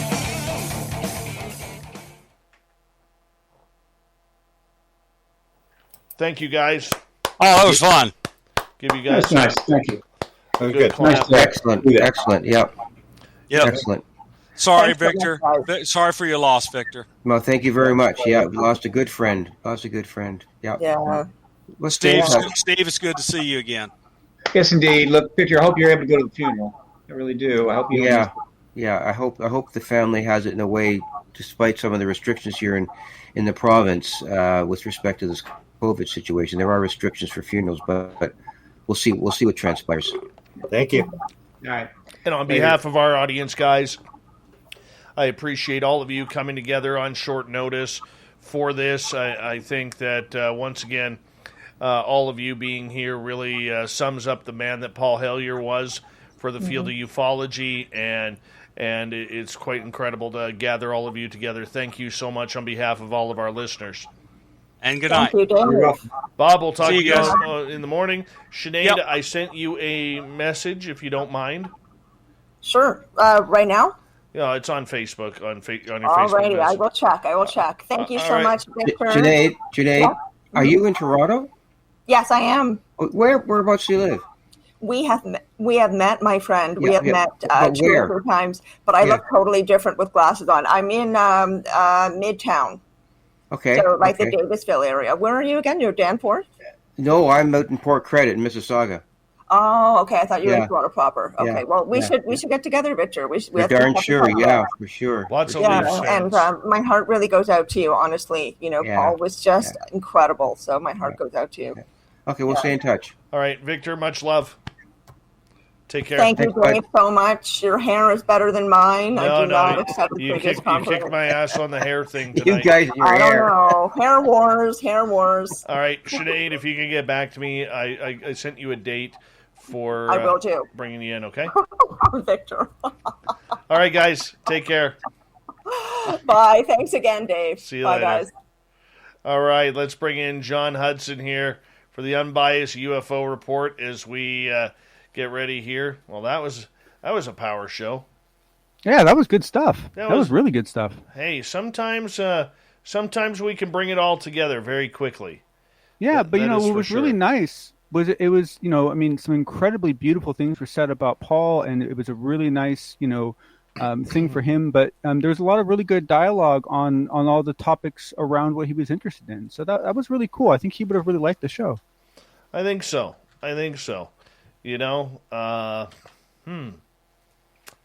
Felt kind of weird about that today. I really did. Mr. Duff, how are you?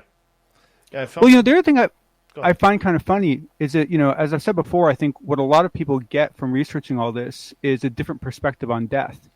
But I still don't see that necessarily reflected when we actually lose somebody, which I think is kind of interesting. I think it shows that most people aren't really internalizing it. No, I agree with you. I agree with you. And 1 second here.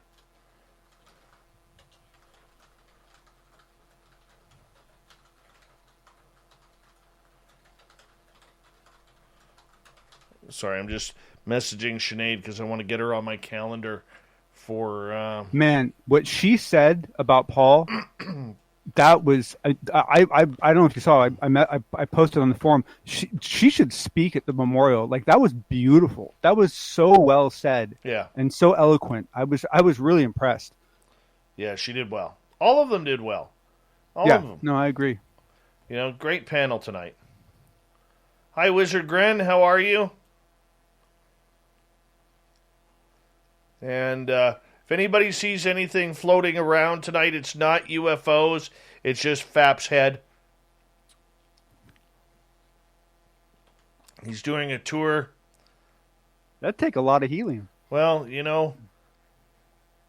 all Fap has to do is stand on the top of Colorado, and the entire country can see him.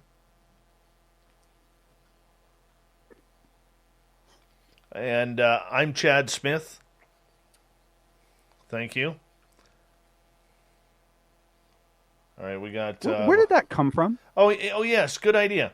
So one day in the UFO Garage chat room, Chad was in there, and sometimes I go in chat rooms, I kind of lurk, and all of a sudden I'll just start, like, I am... and I just said, I'm Chad Smith.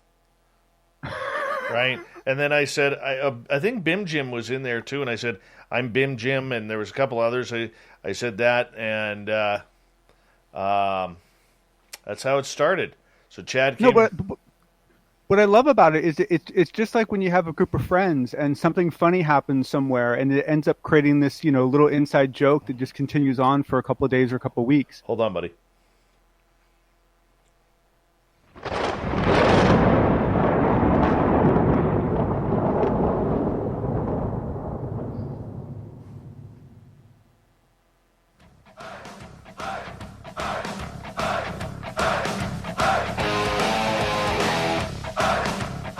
We rounded third. We're heading for home tonight on Spaced Out Radio. My name is Dave Scott. Thank you so much for taking the time to join us. We really do appreciate earning your listening ears wherever you are on this planet we call Earth. And I want to say that I'm going to remind you that if you've missed most of this show or others, check out our free archives by going to youtube.com/Spaced Out Radio. Do old Davey the favor, hit that subscribe button. Our website is spacedoutradio.com, where we have a plethora of features for you, including rocking out to Bumblefoot and reading up on Captain Shirk's SOR Newswire. Follow us on Twitter at Spaced Out Radio and on Instagram at Spaced Out Radio Show. Hey, let's get right to it. The unbiased UFO report.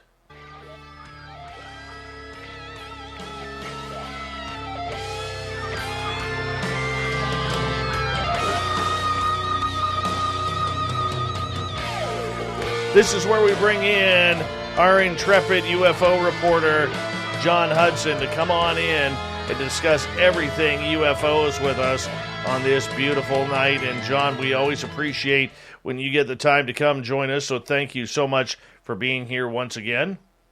Happy to do so. Happy to do so. All right, let's start things off. Fiscal year 2022, what's happening with the UAP task force? Yeah, so I mean, there's a couple of things in this that different people are interpreting different ways, but all in all, my personal opinion is it's a good thing. Basically, Danny Silva did a nice report on this, so I encourage everyone to check it out. I'll provide a link to it later. But essentially, there's a couple things in it that I think everyone should key in on. One I thought was just interesting was that all the data being asked for should be provided not only to the UAP task force, but also to the National Air and Space Intelligence Center. And in my opinion, when you have an internal office that's also a recipient of that data, it's weird, but often in a bureaucracy that puts a little more weight on the document creation, and sometimes has a positive impact on quality. While we'd heard this before, it was nice to see it in writing that it is expected that this will be a quarterly report.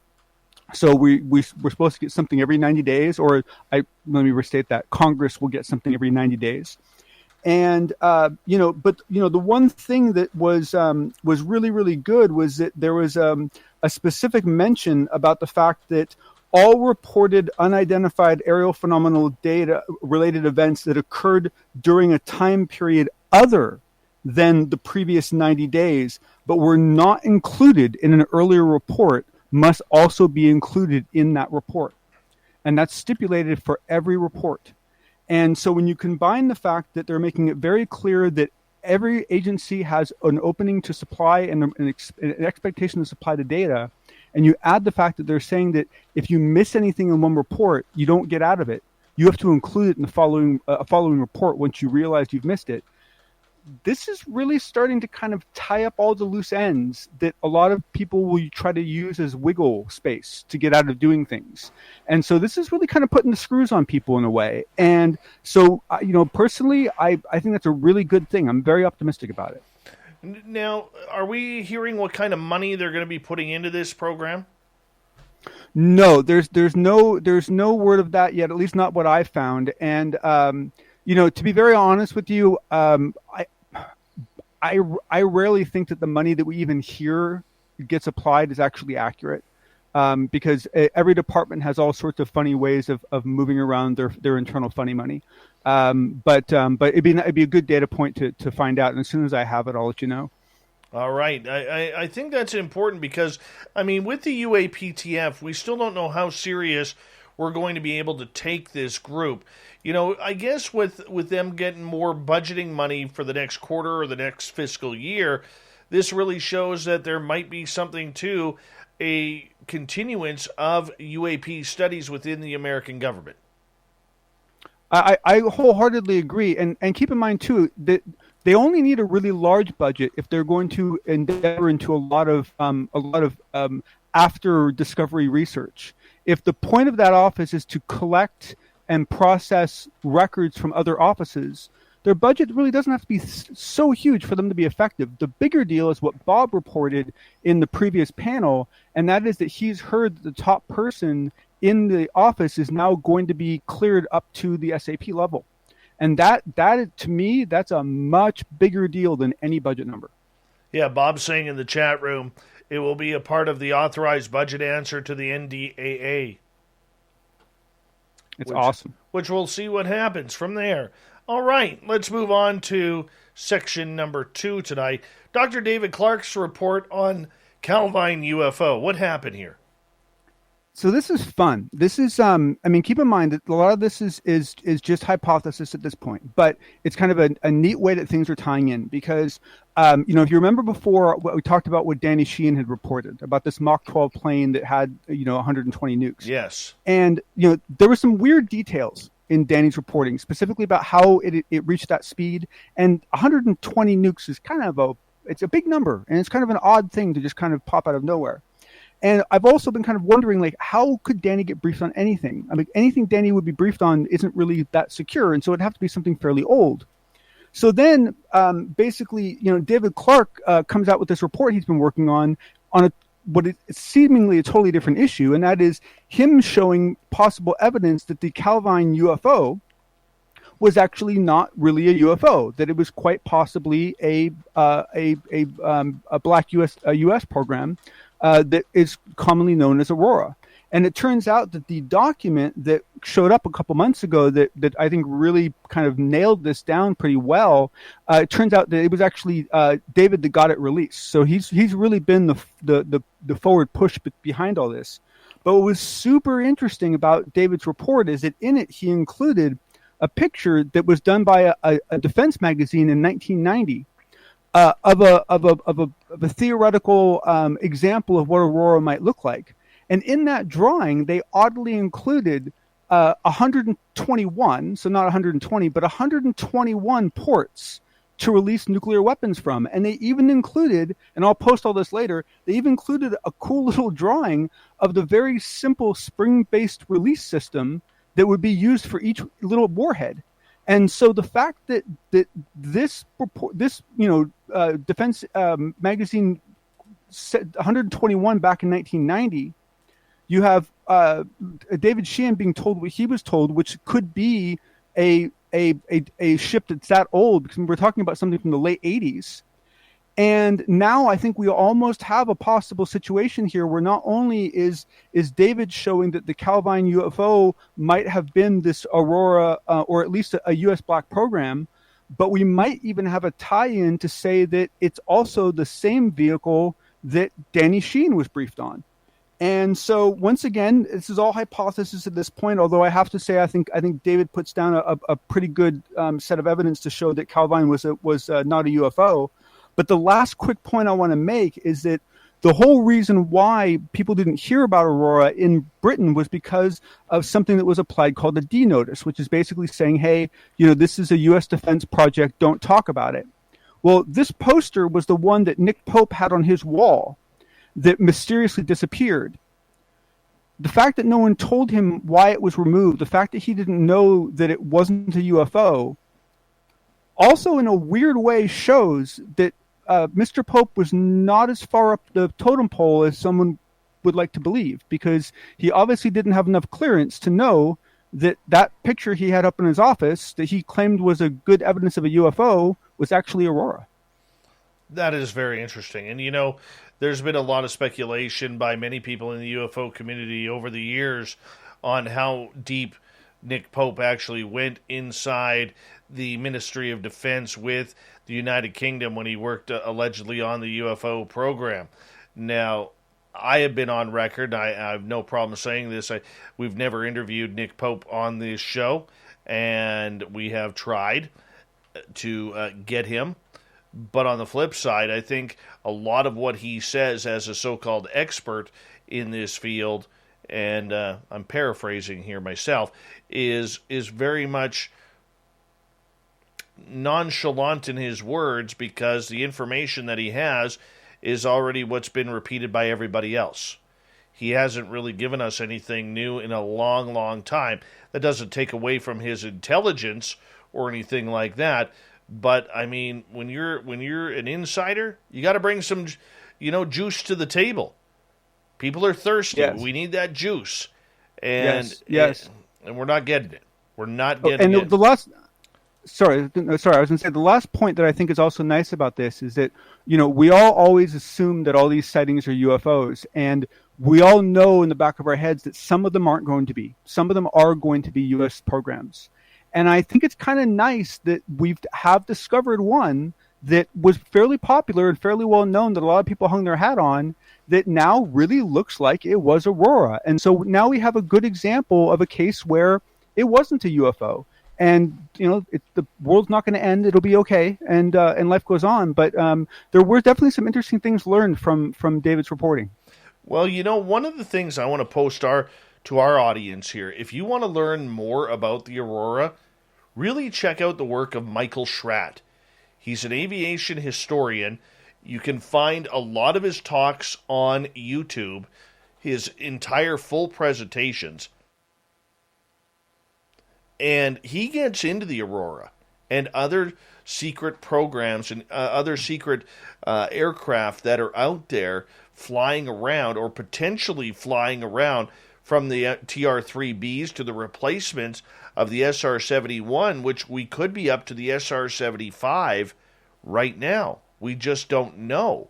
because it's not being released. But anybody who has an interest in aviation and wants to learn about the black projects, I really suggest go on YouTube, type in Michael Schratt, that's Schratt, and you will be blown away by his presentations and his literature and work that he does to dig out this information. And the information, he'll even tell you, the information that he has is all public knowledge. Everything that has been placed in the public, from military magazines to popular mechanics to what's accidentally been released in budgets by the government, and that's how the name Aurora came out.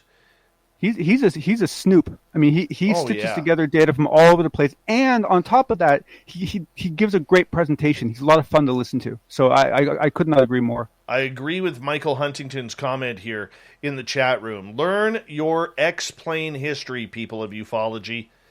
That is a very, very astute comment there. Very astute comment. So I fully agree with that. Finally tonight, because we only have you for about another 2 minutes here, we are getting into J.J. Abrams' first episodes of his new UFO documentary.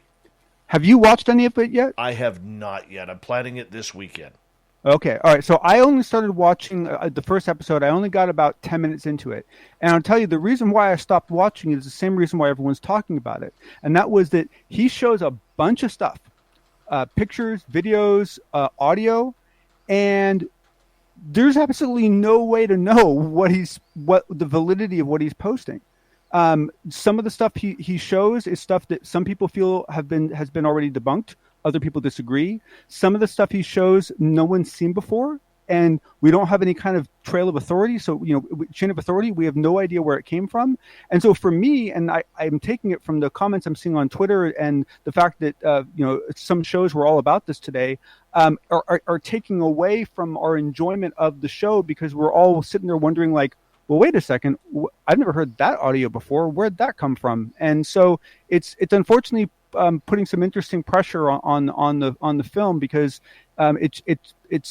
we don't know how to process the images that are being shown. Very true, very true. But you know what? At least we're getting something. There's new material, looks pretty. And of course, J.J. Abrams will make sure that it is pretty for the camera. John, we will talk to you very, very soon. Thank you for another great edition of the UFO Report. Let's get to Captain Shirk's SOR Newswire. You have a good night.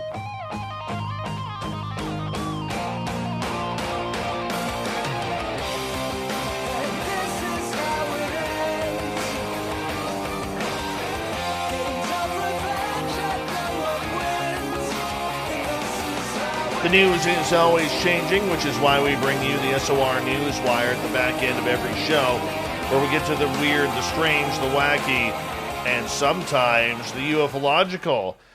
Well, now that the military has admitted that they are checking out UFOs, it isn't as strange when everyday people claim that they have encountered aliens. However, this one Arizona woman on TikTok, which we told you about last week, is still debating her video. Is it a satellite? Is it the top of some sort of metal canister? Allie Murray still believes it may be aliens, but she's put out a part 2 of the video.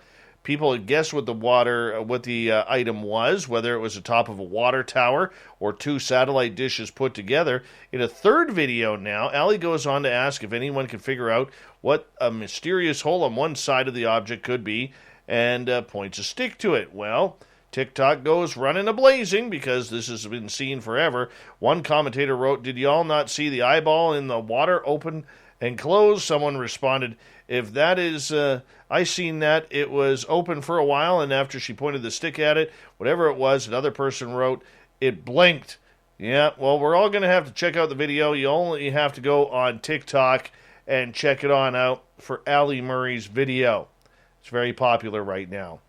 Fancy a good conspiracy theory? Of course we do. This is what we do on a nightly basis, right? Well, apparently aliens are hiding in secret underwater bases. Brian Daniel is no stranger to the odd bonkers theory, and in one of his latest videos, he has explained why he believes there is a major government conspiracy afoot. In another TikTok account, why is everybody going to TikTok now? Anyways, he says that he witnessed an actual real-life alien being dealt with by government officials after it washed up on a beach, and it got him to think about what secrets the seas may hold to our understanding of extraterrestrial life. I decided to investigate the origin of the alien, and I stumbled across what looks like an underwater alien base, he tells his followers, showing the images of the supposed base. Daniel, who has previously spoken out about allegedly being followed by U.S. Secret Service agents. Of course they're following you, Daniel. You got helicopters, men in black cars following you around, because nobody in this world drives a blacked-out SUV other than the men in black.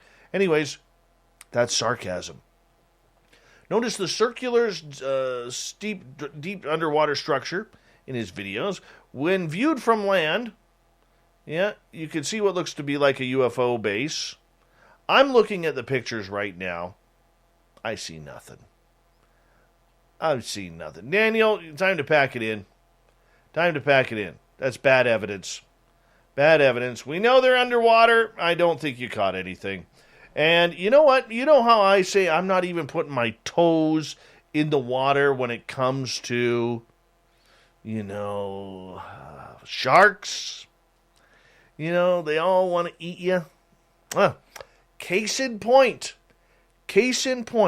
A Florida surfer was bitten by a shark in just knee-deep water over the weekend. The incident happened on Saturday at New Smyrna Beach.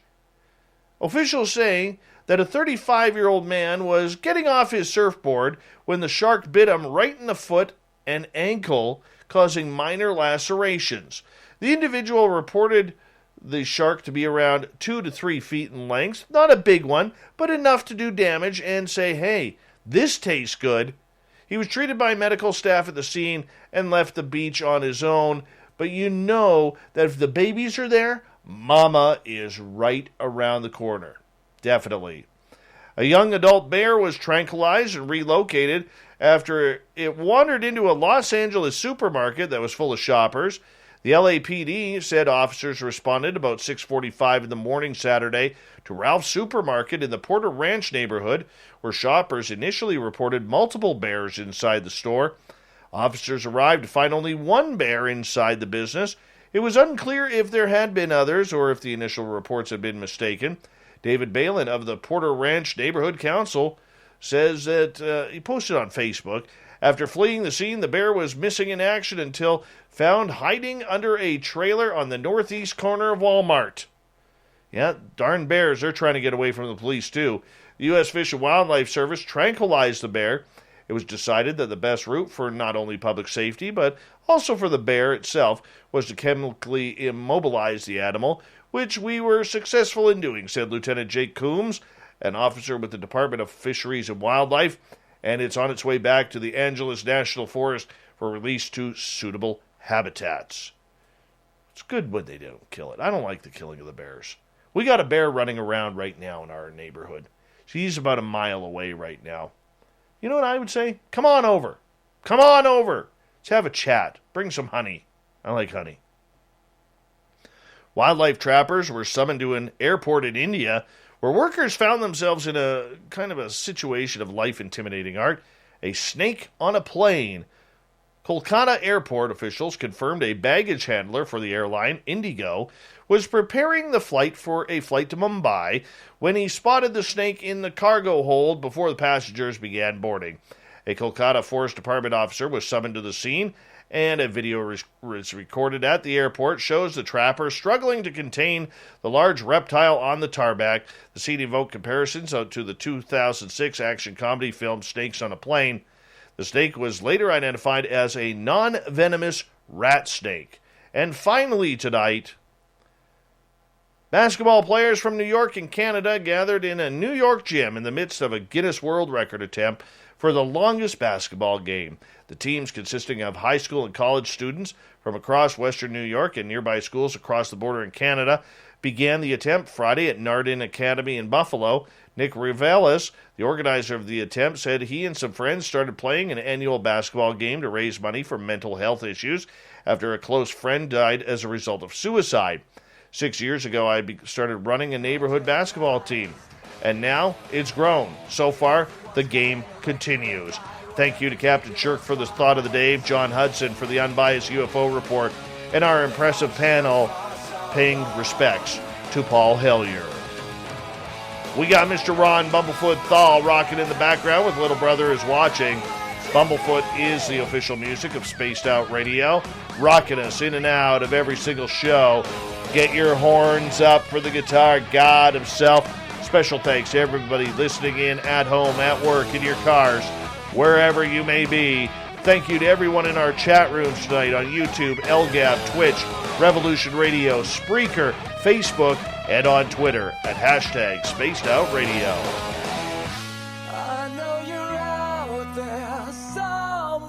Remember, this show is copyright by Spaced Out Radio and SOR Media Ventures Limited.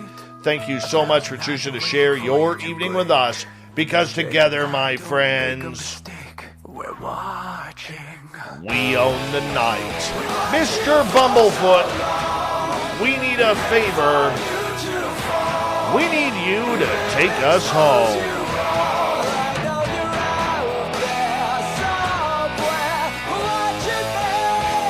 Yes, the Woo train has docked for the night.